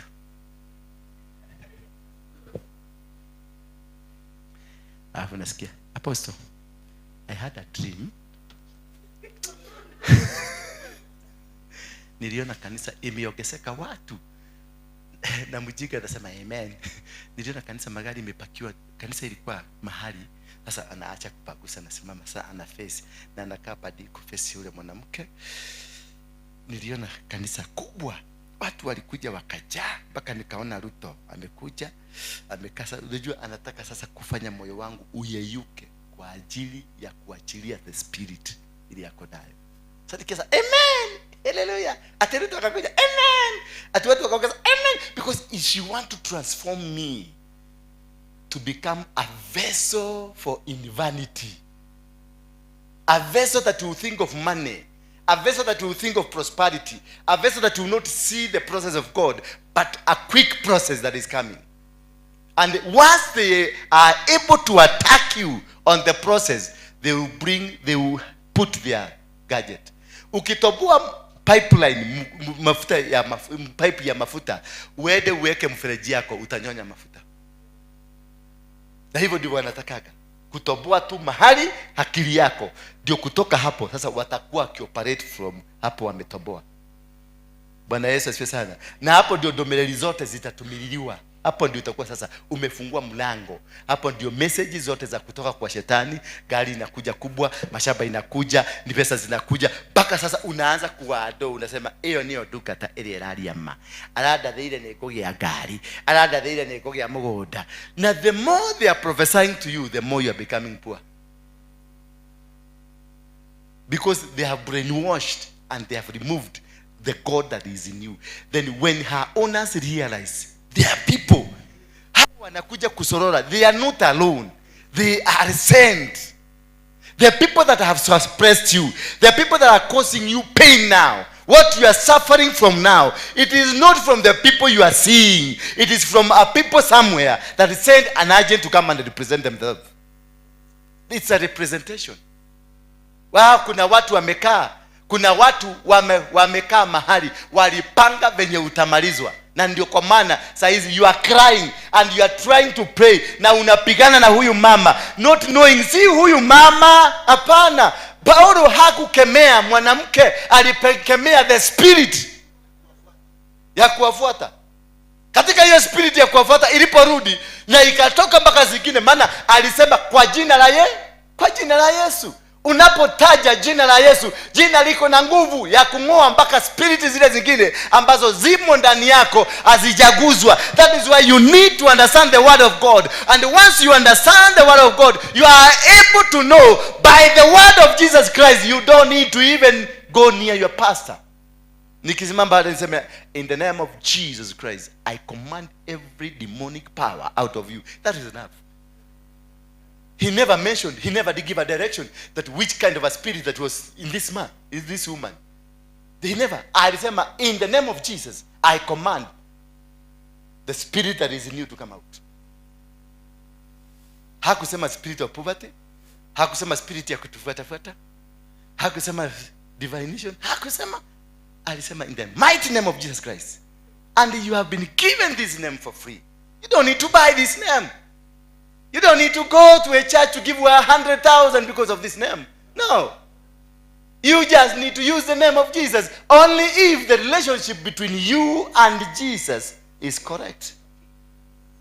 Because these men were from prayers. Paul and Silas, they were from prayers. They had a connection. They were connected. They were highly connected. The volatility, yani power was in them. So wakati alisema in the mighty name of Jesus Christ, out. Inatoka. Inua imani yako. Imarisha imani yako. You don't need a hand. Si kuwekelea mkono hivi. You don't need it. Mtu huyo wako ni mwega. Ti wako tidoge takatako ni adomoko. Wewe ni kwa nyuma. Makioro haria ndagirie ndacoka riu njoke nyingi kuingirira moko. No. Ndeiguruga mahaho guo. Ndaruga mahajuge in the mighty name of Jesus Christ. You are free. Na mukatueka free. Yes, because the name delivers. The name changes.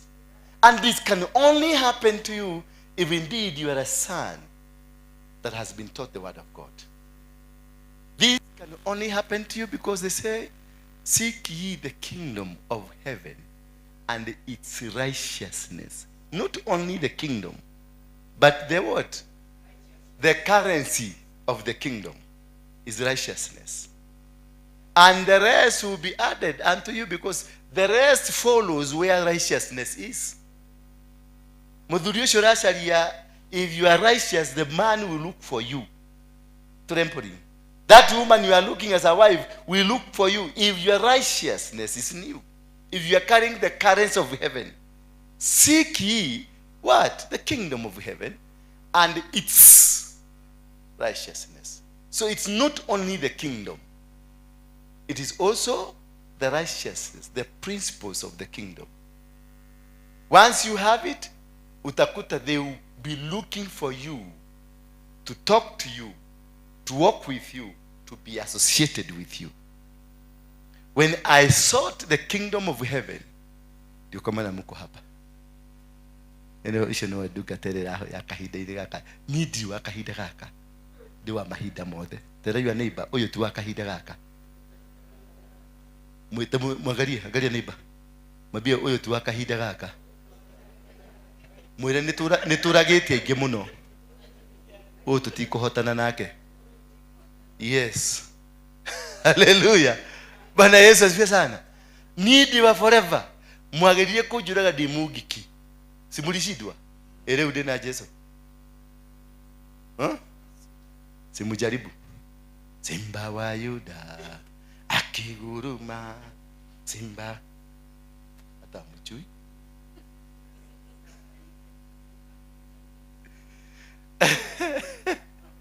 Then when her owners realized their hope of making money has gone, they seized Paul and Silas and dragged them into the marketplace. That's my point, next point. That there is a marketplace for the demons, where they go and gather, where they are sent to face the authorities. So the owners work on an attachment with the authorities and the market. The market is where when Jesus went and found people in a church and they had done a church to become a marketplace, he beat them up because he could see this, that this is a dungeon where the propagation of demonic powers will grow. Na ndio naonaga hapa mkiasa mambo hiyo mnakuaga nayo, I will disperse you like nobody's business. Hata siwezi taka kujua wewe ni nani. Nikianza kuona mmeanza kutengeneza tumikutano badala ya kuomba ni discussion, I will scatter you like nobody's. Wigatatama imadero. Because that is the beginning of the marketplace. And the marketplace, that is where they invoke the wrath of the people against God. But then they were taken to the marketplace, so that when they go to the marketplace, the authorities will be invited. Because that is where the source of the demons are, the marketplace. So they will go and accuse Paul and Silas, this man has destroyed our business. This man is bringing down our business. Next please. They brought them before the magistrate in the marketplace. What was the role of the magistrate? What was he doing? The marketplace, it is where the authorities of the kingdom of the devil is. That is where they have their structures of power. Then they call them to the marketplace where they will have a mob justice, but invoke the authority of those that will chain you. And the magistrates were called.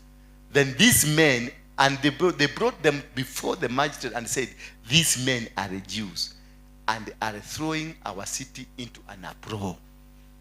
So who was running the city? It is not them. The spirit that was removed from this woman, it is the spirit that was ruling in the market. So that is why they got it to bring it, the spirit, back to where it belongs, to where it is started, to where it is home. Then a magistrate was brought to come, and a prosecution will be pronounced based on the source of the demon and where the demon is. The demon was from the market. That is why these people was taken there. Wakakuwa accused. These people are Jews and they are causing an uproar in our village. By advocating, what are they doing? The accusation, they are advocating customs unlawful for us Romans to accept or practice. What did they do? They casted out the spirit. So what is the customs of the Roman Empire? It is those spirits. That is what controls. That is what makes money. That is what makes life. That is what the spirit that is in you. It is owned by somebody else. That is why you've lived that way. Because you are a project of a particular people. Wewe saa hiyo condition yuko nayo ya poverty, ya magonjwa. You are not poor, but money has been coming through you. Power has been coming through you. Forces of power has been coming through you. But there is a process that has been put into you. Kuna kitu kimewekwa. Power inapokuja, pesa zinapokuja, zinanyakuliwa, zinapelekwa to the marketplace where their God is, where their power is. So whatever that is happening in you, it is not where you are seeing. Sio mama unaona, si tata wanyosho onaga, tiguka wanyosho onaga. There is an origination of where hii nguvu imetoka wapi. And the crowds joined in the attack against Paul and Silas. And the magistrate ordered them to be stripped and beaten with rods. Why must you be stripped? Why? To bring out the clothing that you have. When they come and persecute you, when they come and speak about against you, when they come and speak maneno baya ukasirike, unapokasirika, ile guo ya heshima ya Mungu, ile mamlaka ya Mungu, the anointing that you have inatolewa. Now you become naked for them to be able to fight you. All what they need ni kukudisgrace ndio ukue vulnerable, ushabuliwe. Sababu si wangeshabulika wakiwa na nguo, si wangepiwa wakiwa na nguo. Lakini the clothing ambazo walikuwa wamevaa, once, kitu ya kwanza, Paulo alikasirika. Kwa hivyo inside him the grace that he had ilishaondolewa na makasiriko. Mami, hata ukilala tutahubiri tu, usijali. Hata ulale namna gani, we don't care. Wakati alikasirika, ile makasiriko, ndio naambiaga watu wa makasiriko kama my sister hapa, hiyo makasiriko inatoaga the God that is in you. Unakuwa vulnerable. Na hizi nguo tumevaa, kwa sababu nimetoka kwa maombi, ni kama nimevaa nguo nini, hizi nguo ziko na moto. Bwana Yesu asifiwe sana. Wakati David alitoka kwenye vita, aliitisha ephod. Ephod ni nini? Ni mavazi ya maombi. Akaingia nayo kwenye altar, akaambia Mungu, ni vizuri nifuate hawa watu. Mbona hangeingia na makwada ya kule alitoka? Alibadilisha ndio akuwe mnadhifu kusimama mbele ya Mungu. So wanapokukasirisha, they disorient the inner man in you. then there is a cover of the cloth. Maana ukitoka hapa nikiomba, sitaombea tu sura yako, sitaombea tu macho yako, hata hii nguo itatoka hapa ikiwa na anointing. Ukienda kukaa kwa matatu mahali utakaa, kutakuwa na mtu mgonjwa, na kama nilitaja hiyo ugonjwa, huyo mtu pia atapona, because you are carrying the anointing. Whatever that is around you, this house hapa ulipoingia pale, ulisikia kuna uwepo ya Mungu, because the ground imetengenezeka. Hiyo kiti umekalia imetosheka. You don't need to be prayed for. Hiyo kiti tu umetokalia, waka waika tumeombea hiyo kiti, tumeweka moto. Unapokalia kuna mapepo ilipotea peke yake. Wakati Yesu alikuwa kwa boat, ndani ya boat, hata amelala ni kungorota na ngorota. Nasikia alikuwa na ngorota sana. Alikuwa na ngorota kama mama mwingine naona hapa. Sasa hata watu walipomuita, amuka, kumeharibika, amuka, hakusikia. Mpaka wakaenda wakamuuliza, kwani ulikuwa na mpango tukufia hapa? Kumbe ile mapepo, ile kimutu kilikuwa kina demon, imejua kuna mtu anakuja. The atmosphere ilikuwa already has changed because of the presence of the power of the anointing of God coming from afar. The demons will know. Ukiwa mzuri na nadhifu, you are clean, wherever you go, the demon will know that somebody of God has come. So they will try to make sure they attack you. They knew Moses is the person to lead the people to Canaan, but wakajua ako na weakness moja, ametoka kwenye muhereka ya nani? Simon na Levi, na hawa watu ni watu wa makasiriko. Walifanya nini? Akina Dathani na Kora wakaenda wakatengeneza matenti. Alipokuja akaambiwa already wameondokea Mungu na ametengeneza ng'ombe. Alishika ile tabernacle akaiangusha chini kwa sababu ya makasiriko, naye akakosa kwenda Canaan. The agenda was him not to go to Canaan. Bwana, kwa sababu huyu jamaa ametoka kwa Mungu, ameongea na Mungu. Bwana akasirike. Wakonejeragia na weri, wewe girlfriend yako ali igira kalioneke. Atero nwasherero na nigwendete na girlfriend yako. Sikira kara. Umechelewa babe. Nimechelewa kidogo, nitafika kama. Yes, darling. Go hage no dugage gima no kinyo hoya mutumia kuruda kana no rugage gima. Tondu hata kuruga gima ucio kiokore iketio ja yothe. Ate nego hariririe mukimo. Na bakana jawa skipi kitchen. Wewe kwanza kupika machakula mengine hapo, na of course haitaiva. Najua sisi tulikuwa tunapika na ugali unapika kesha kukuta. Ikijishikilia unajua ijaiva. Ikianguka chini unajua imeiva. Hallelujah. So after they had been severely flogged, they were thrown into prison, and their jailers was commanded to guard them carefully. So who is doing this? There is a magistrate. The problem we are facing, the problem we are encountering, the ambayo inakuwa sasa hao. Hiyo ndio pepo nasugumusia. Sasa nyinyi wote mmepeleka masikio wapi? Huko. Kwa hiyo pepo. Na hakuna mtu, ni imejipiga peke yake. Bwana Yesu tubusa ni ile tunaitanga internal. Si haijatoka nje, ni hapa. But what is it that why was the magistrate brought into? Because those are the people that will make declarations. Your life has been declared by a legal person, because you have a legal ground. Uko na legal ground ya wachawi, uko na legal ground ya usherati, uko na legal ground that ambayo imekukamata. The disease you are seeing, it is not the real disease that is tormenting you, but the legal ground ambayo imekukamata. Ndio maana magistrate aliletwa to produce the words of the legal, maneno ambayo ni legal, ambayo yakisemwa itafanyika. Ndio kwa maana magistrate hawakupelekwa kotini, alipelekwa kwenye koti ya umma ya kila mtu, because huu umma ulikuwa unakula huyu Mungu. Huyu ndio Mungu ambaye anaabudiwa katika eneo lile. Watu wote wametajirika kwa sababu ya huyo Mungu. Ana ndio kwa maana nawaambianga, before you go venturing a business into an area, umetoka hapa umeenda Nakuru. Ukienda Nakuru, wacha kwenda kuweka biashara immediately. Go do spiritual mapping.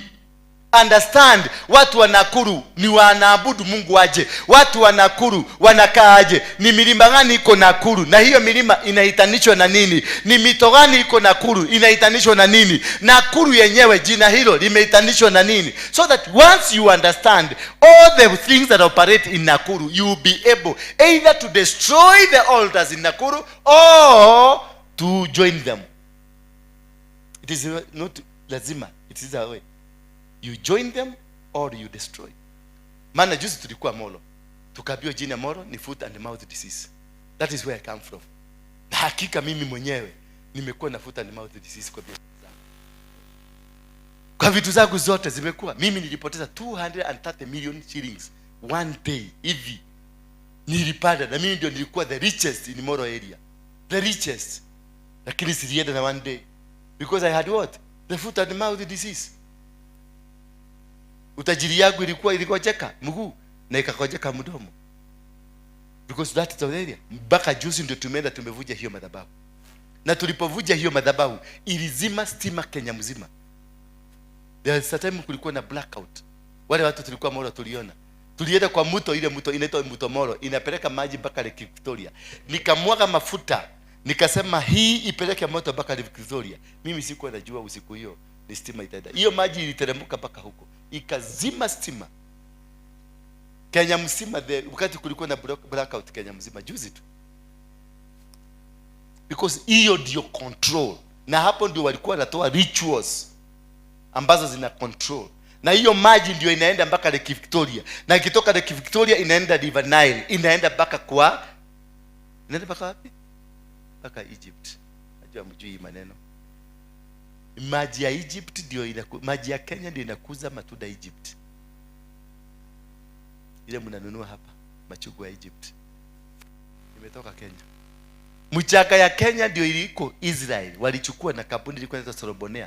They carried our soil, wakachimba barabara wakapeleka huko. Hiyo mchanga ndio inatulishanga chakula hapa, your own soil. Bwana Yesu asifiwe sana. So you are prosecuted where you belong.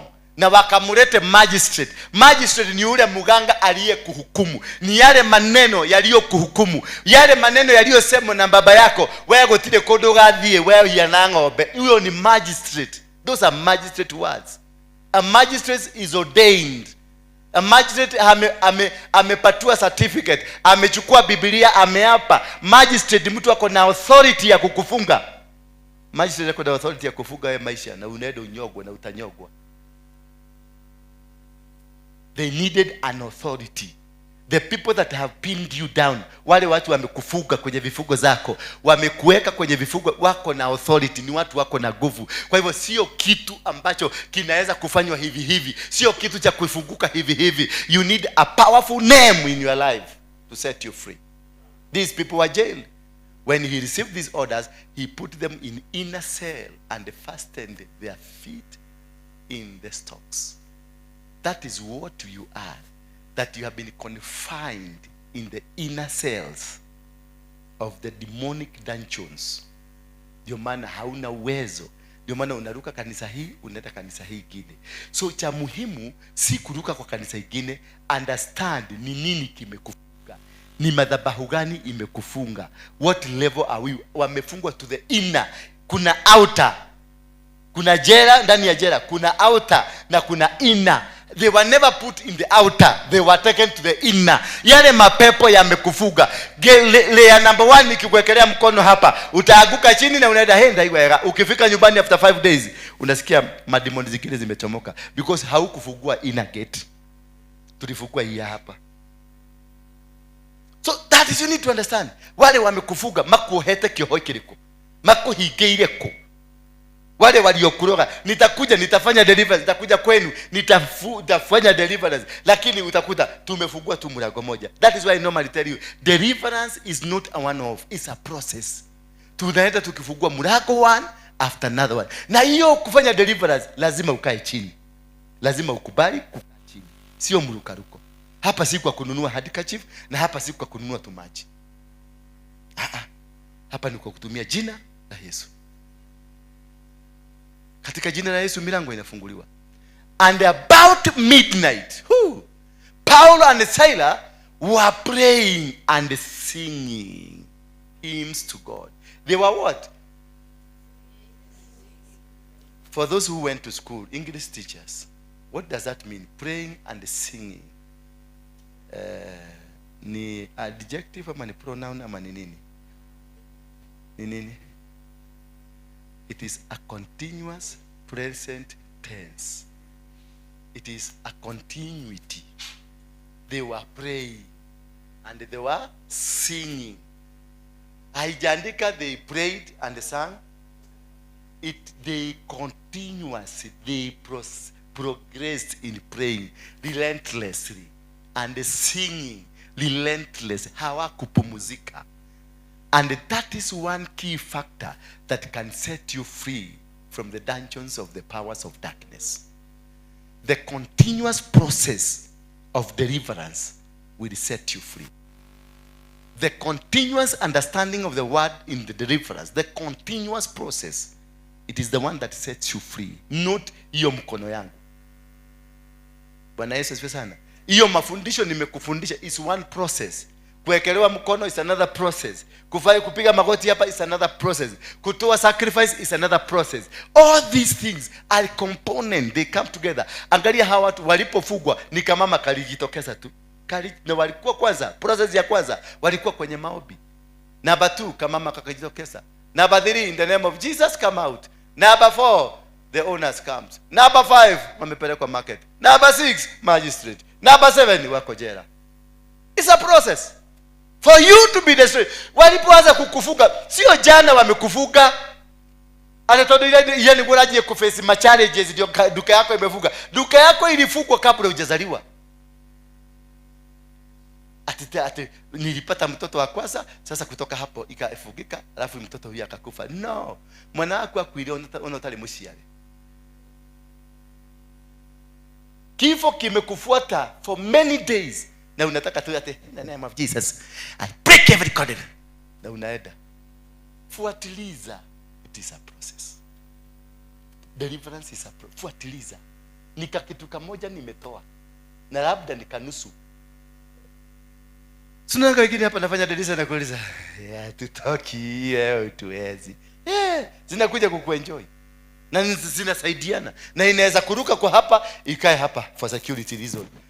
Ikikaa nikikumalizia mkienda kule kwa gate narudi nakwambia tu ino karibu. No aliki olimo. Tutimushi.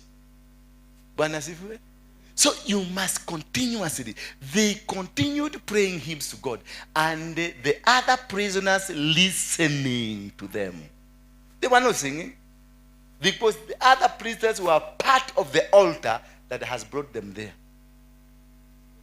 They were part of the community.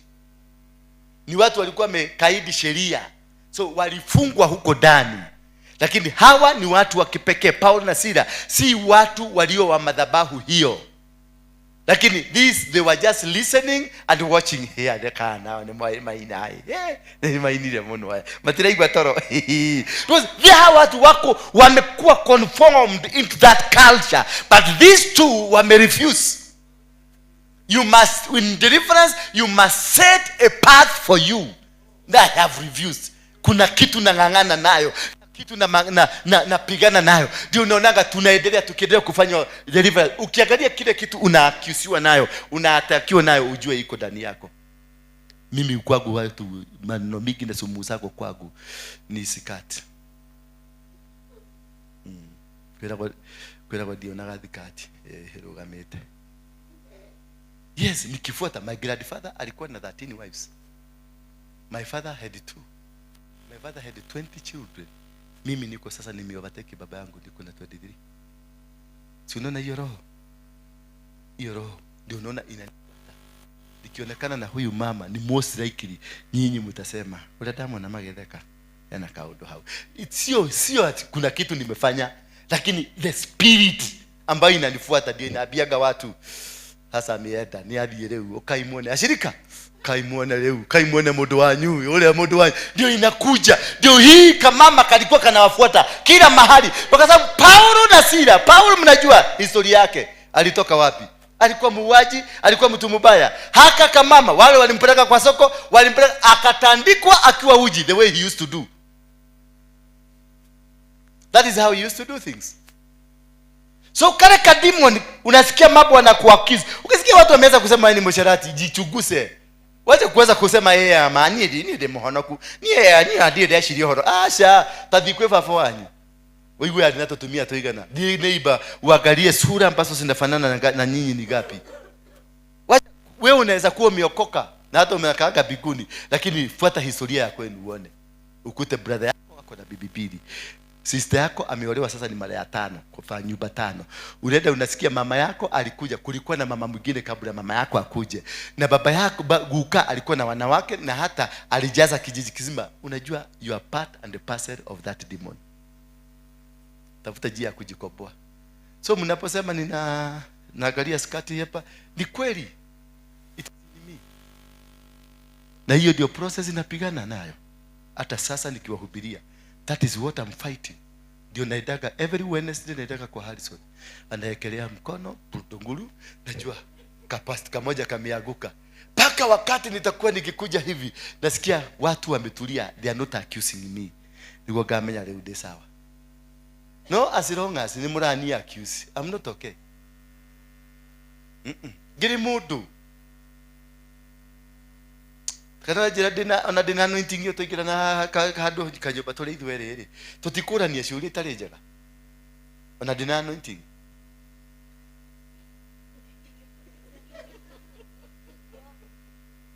Yeah?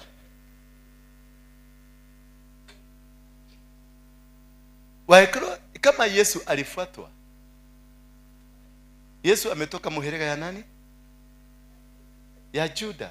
Juda ilikuwa ni muherega ya usharati.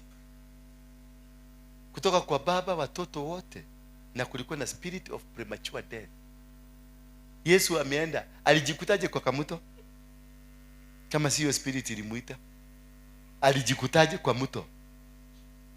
Na alikuta nani? Alikuta pastor. Alikuta nani? Mama nini alikuwa nini? Msharati. Na kutoka hapo Yesu akaanza kutembea na hiyo msharati. Na kutoka hapo msharati akamwambia nitakuja kukupaka mafuta kwa masaji. Na akaingia na ujue siku hiyo walikuwa navaa kajo kama hii imefika huko chini. Si turosa. Sasa mama akasema nywele kama hii, alikuwa na nywele mrefu kama hii. Sasa mama aliingiza kichwa akaanza kusugua na nywele. Where was she heading to? No, wache ni kujifanya ati mnakaaga biguni. Tuulisane maswali ndio uelewe shida yako venye unaweza kujitatua. Ilibidi mtu anaitwa Juda akuje ambia Yesu, si afadhali tugeuza hii mafuta tutengeneze pesa. Si mafuta ilikuwa problem. Ni venye mama ameenda wakajua huyo mama ni mama ni mumaraya. Na akije Yesu ni wa muherega wa Juda wa maraya. Bwana Yesu asifiwe sana. Ndio wakakuja wakamuokoa. Kuna vitu vingine na Timothy mani Paulo alisema spirit ya usherati inatorokwa, si ya maombi. Ni Paulo ama ni Timothy? Yes. Ni Timothy alisema pepo ya usherati tia tendo tikale halima katererese ya ndorosaya riamanja kacha ya roboseke mwili itakataa unaenda kufungua macho na kuta ndio mwili akamuka hamu kaikala mwesawa. Wacha kukuja hapa umefaka kitu kingine hapa kamefika hapa lavu unafungua Mungu kidogo. Sitahubiri deti dakali hadi kwa Biblia ukadiadha Biblia yini. Mwili itakataa hata kama maombi itafanya kazi. Mwili itakataa. Ama human being. Ni mimi ni binadamu. Na ni binadamu nimetoka kwa familia iko na usherati, ni iko juu kwetu, iko juu kabisa hivi. Mimi napitaga hapa town hapa Limuru kupita hivi. Kuna mahali baba yangu alikuwa amenienda, my father is late. Kuna hapo muziki mahali pema peponi. So akaniambia tuende. Baba yangu alikuwa ananipenda, tusilitwigi alikuwa ananipatia. Akanipatia tuende nipeleke mazishi hapa Limuru. Alikuja kwangu, akaniambia nimpeleke mazishi, nikampeleka. Sasa kule Limuru hata hakuwa yatuambia tuko na relatives Limuru. Hatukuwa.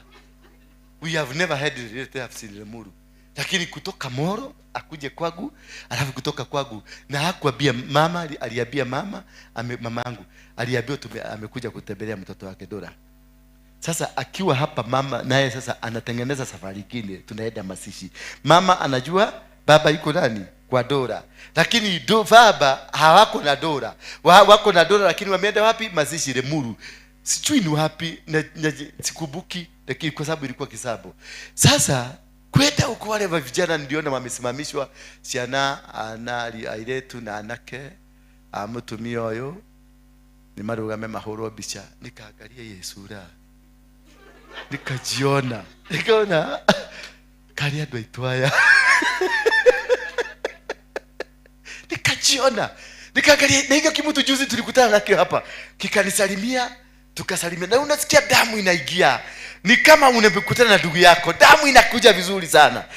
Tunashikana mkono hivi, kinanishika kavu nikia kulima na huko maboga, mkono ni strong, alafu iko na ile imegodha ametoka. Sasa ananishika vizuri hivi kabisa mpaka unasikia natetemeka.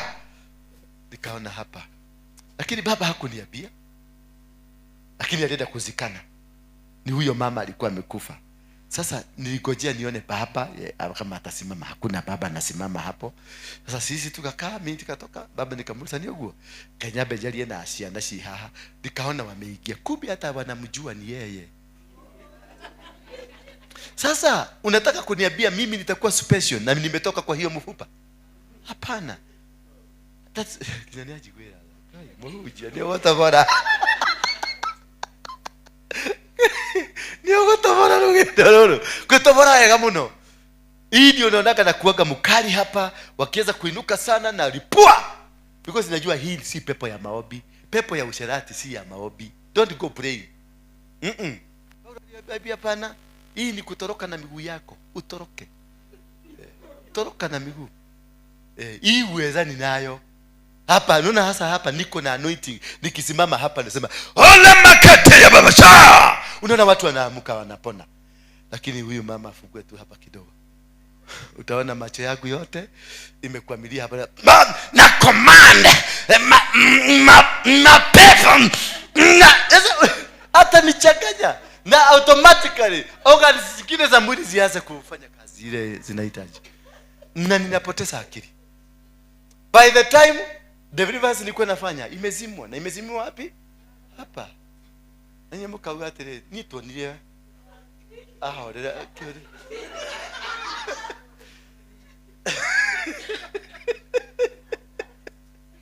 So you must understand from which foundation are you? Ni msingi gani wa kwenu? Hiyo msingi ndio inakusaidia kukombolewa. Yes. Tebo dikugate mbuja ito ni musharati. Hapana, ti mbuja musharati. Nigetha kame kira ki mwili-ini wake. Nagetha kame ki ukigiru to mama udo mothe marugame mwili wothe urugame. Hakuna anointing inaanguka chini. Mara moja anointing inaisha, shughuli nyingine ifanyike.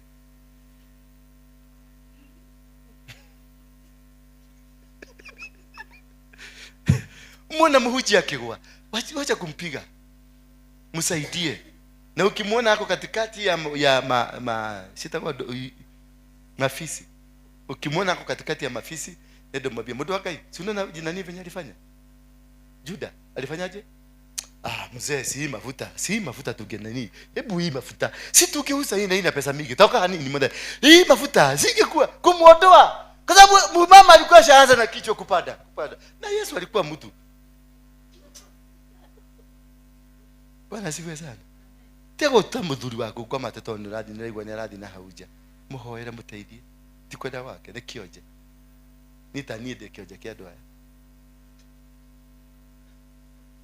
Nego ni ndio abatara mahoya. Ti mahoya maige koni rescue. No tige guka kodonya mageri-ini. Tige guka. Ni kafade mwira. Tige guka kodonya mageri. Ikara distance. Na nijikara distance Ngai ni ahete power. Ndi haha ni ndira kwariria na ni ukohona. Tige guka kuheta story tugena ta. Suddenly there was such a violent earthquake. Why? Because they continued to pray.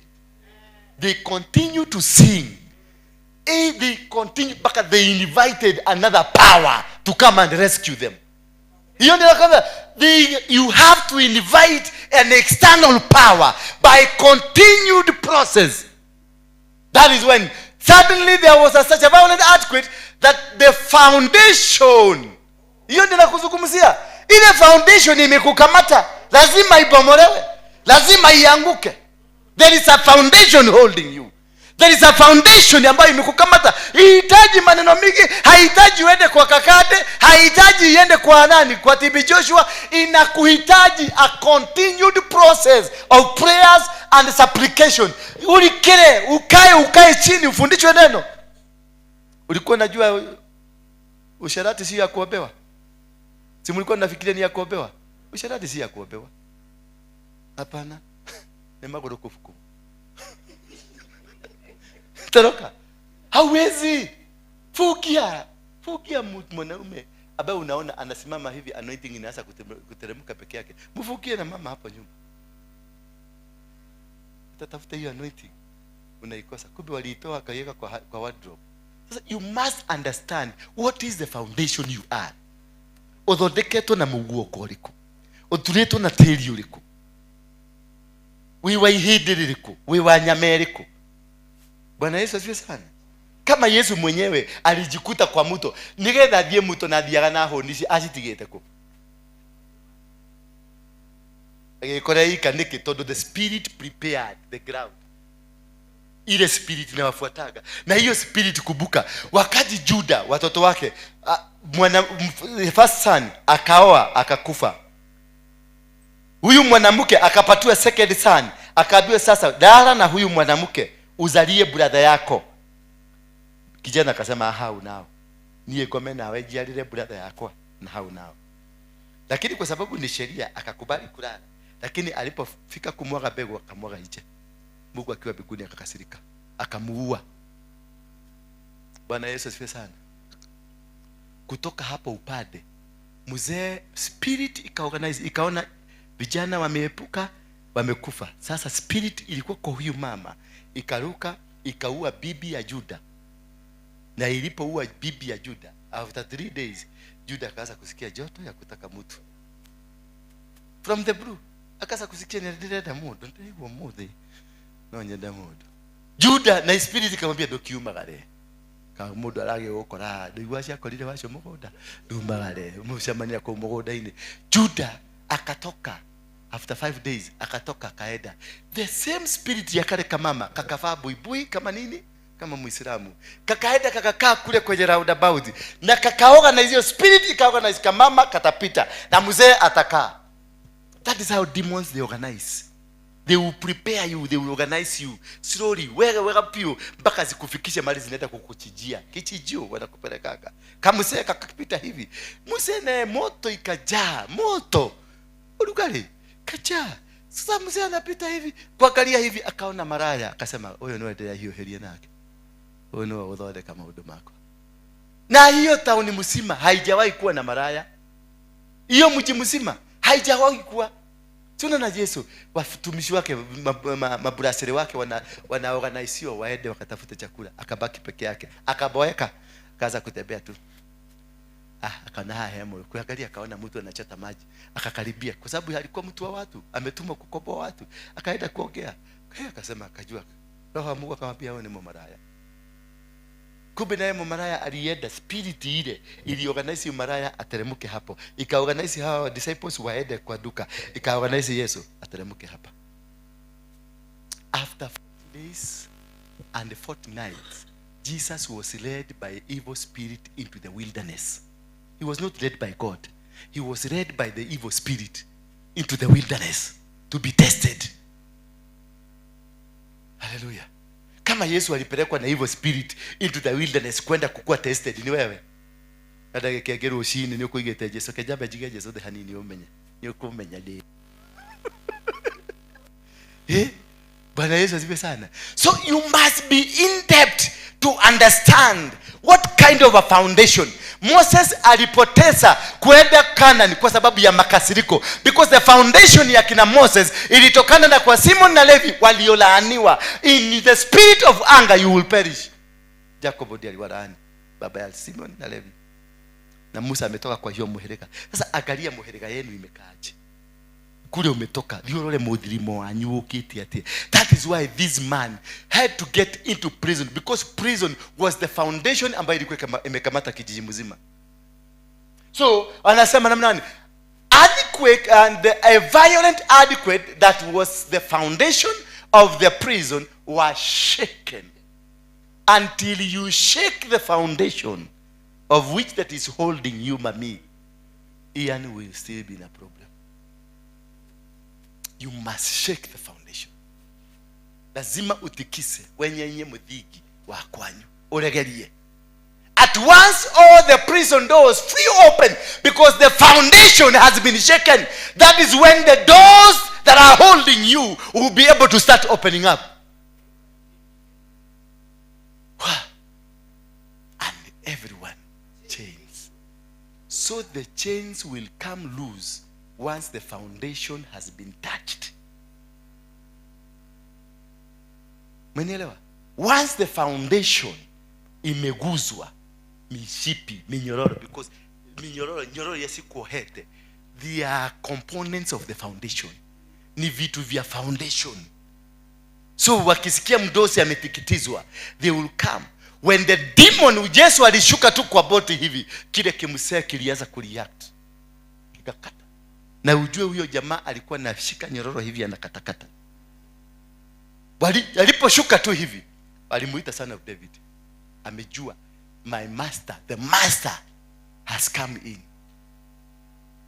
The jailer woke up, and when he saw the prisoner doors open, he drew his sword and was about to kill himself. You see, once you have defeated them, they will commit suicide. You don't need to fight them again. You don't need to touch them. They will kill themselves. Ukiwango ukifika the level of winning a battle, you no longer continue fighting. The spirit in you will fight. The power that is in you will conquer. And only this can happen if you sat down to be taught.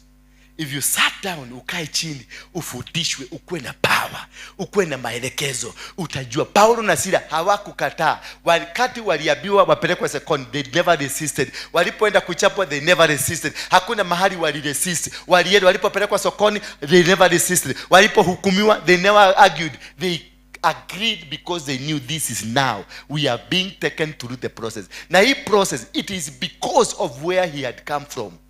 Paul was a murderer. Paul, he had a similar outfit like hiyo ilimpata.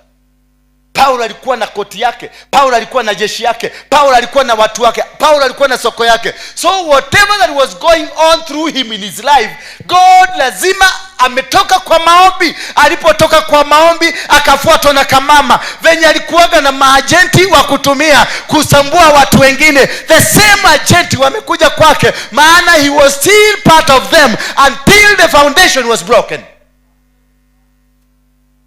Until the foundation is broken. Kama ulikuwa msharati zamani na uokoke, ginya muthigi wocio ukamomoka, igwo gatiga kuigwa kenda gacumbe.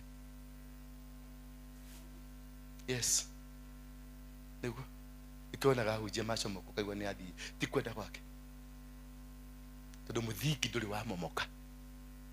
Muthigi maundu maya mothe moka tondu Paulo alikuwa anafanya hivyo. The Saul alikuwa anatocha watu.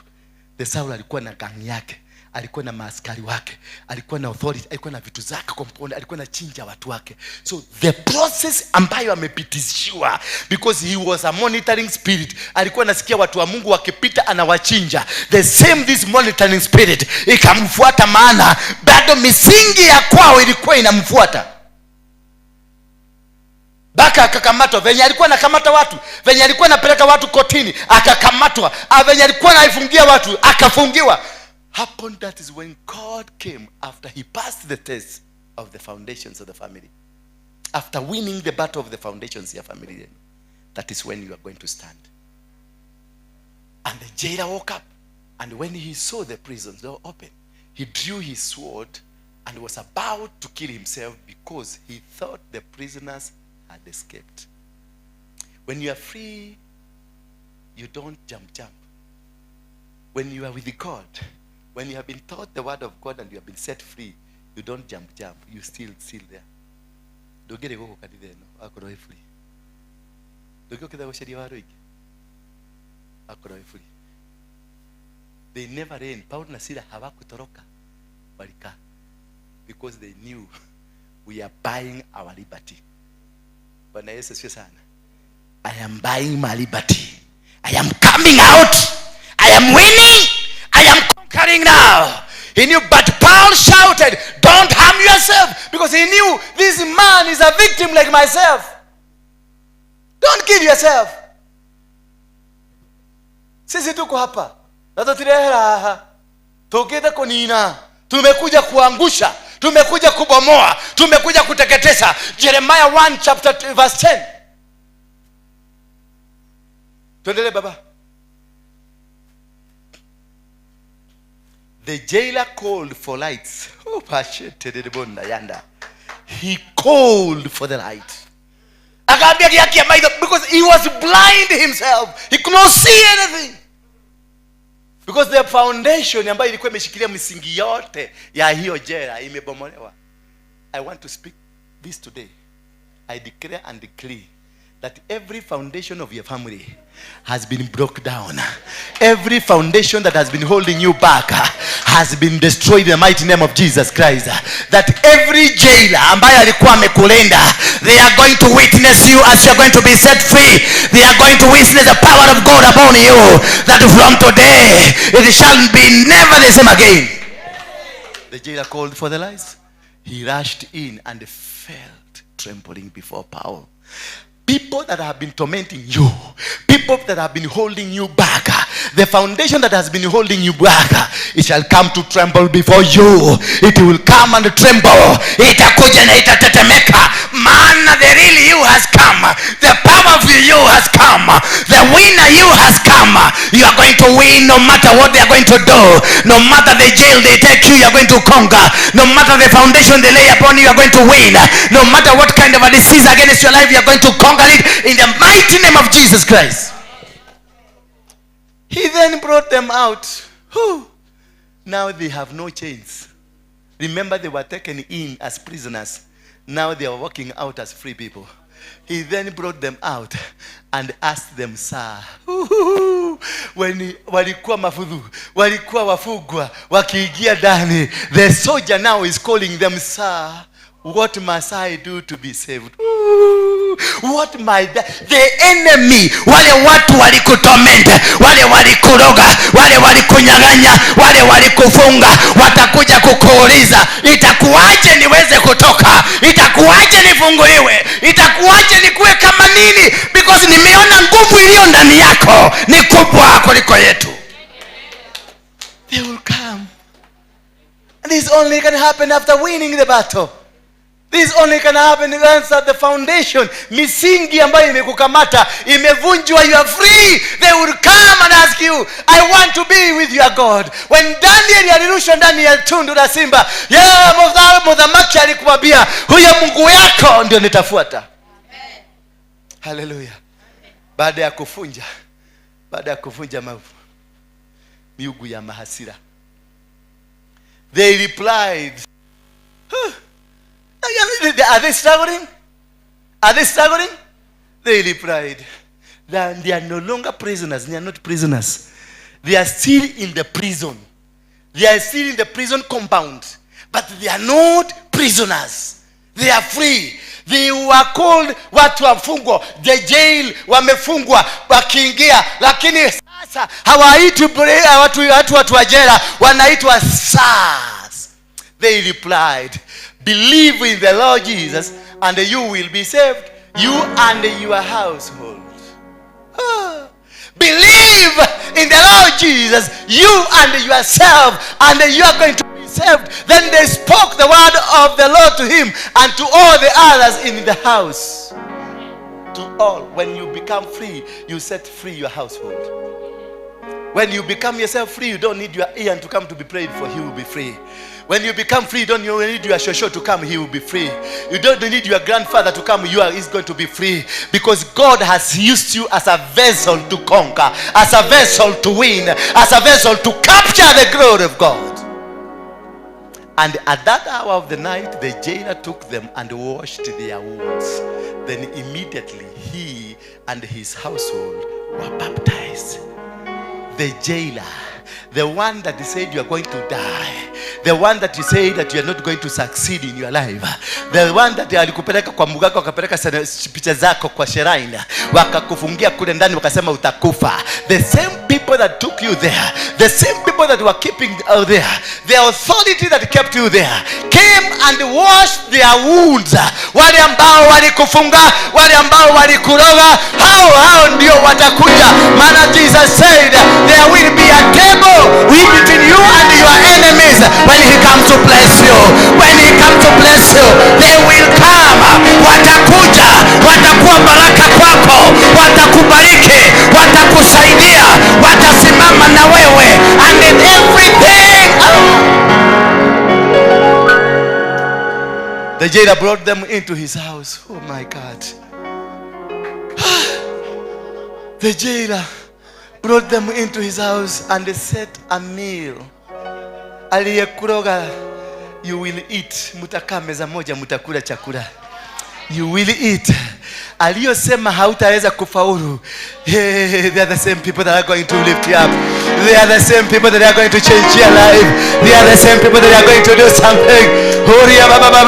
The jailer brought them into the house and he set a meal before them, and he was filled with joy because he had come to believe in God. The people ambao, they were also tormented because walikuwa wanakuroga. Did you know wale walikuroga? Those people that are against your life, they are tormented by spirits. Did you know that? They are suffering. They are jail. They are in a jail. They are in a fix because they are obeying orders they don't know. And when this man was able to set a meal before them, he became free. When it was daylight, the magistrate, the one that jailed them, sent their officers to the jailer with the order, release! I declare that every person, you are here, that you are free in the mighty name of Jesus Christ. You have been set free in the mighty name of Jesus Christ. You are free! You are free! You are free!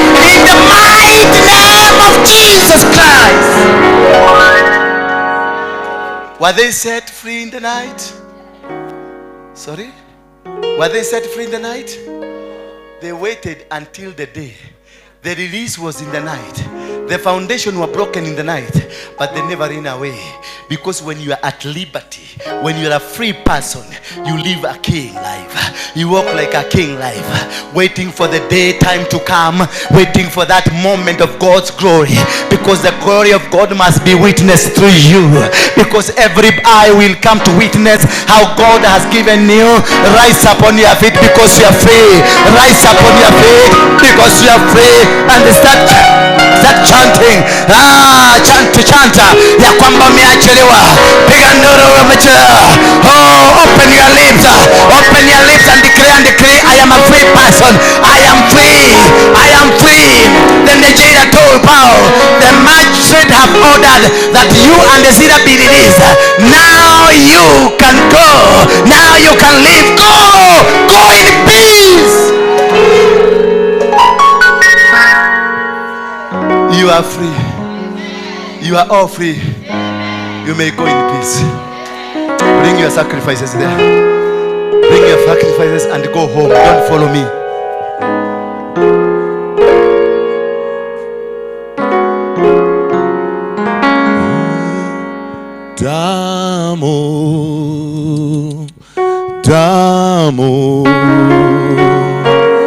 Damu ya mkombozi, damu hiyo, damu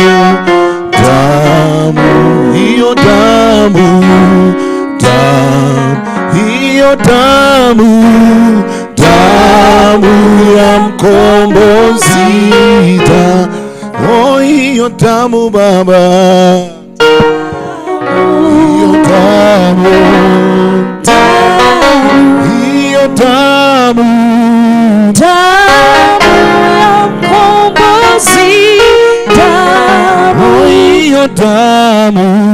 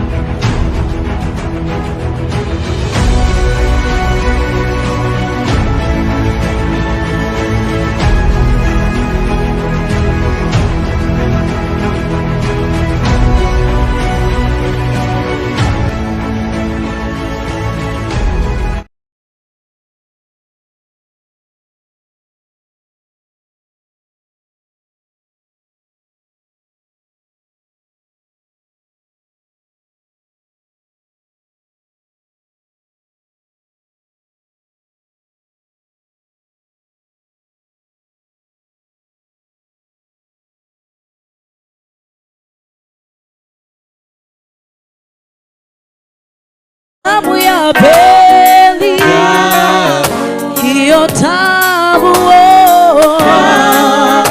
ya mkombozi, tamu ya Yahweh inayokomboa, inayosafisha. One more time. Tamu ya Yahweh, hii tamu ya Yesu, tamu yake mkombozi we,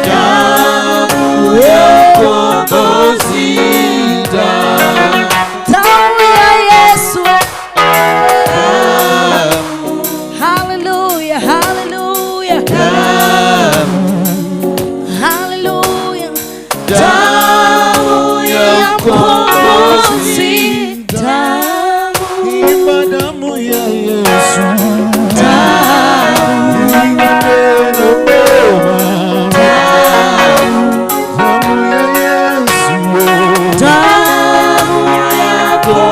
Basi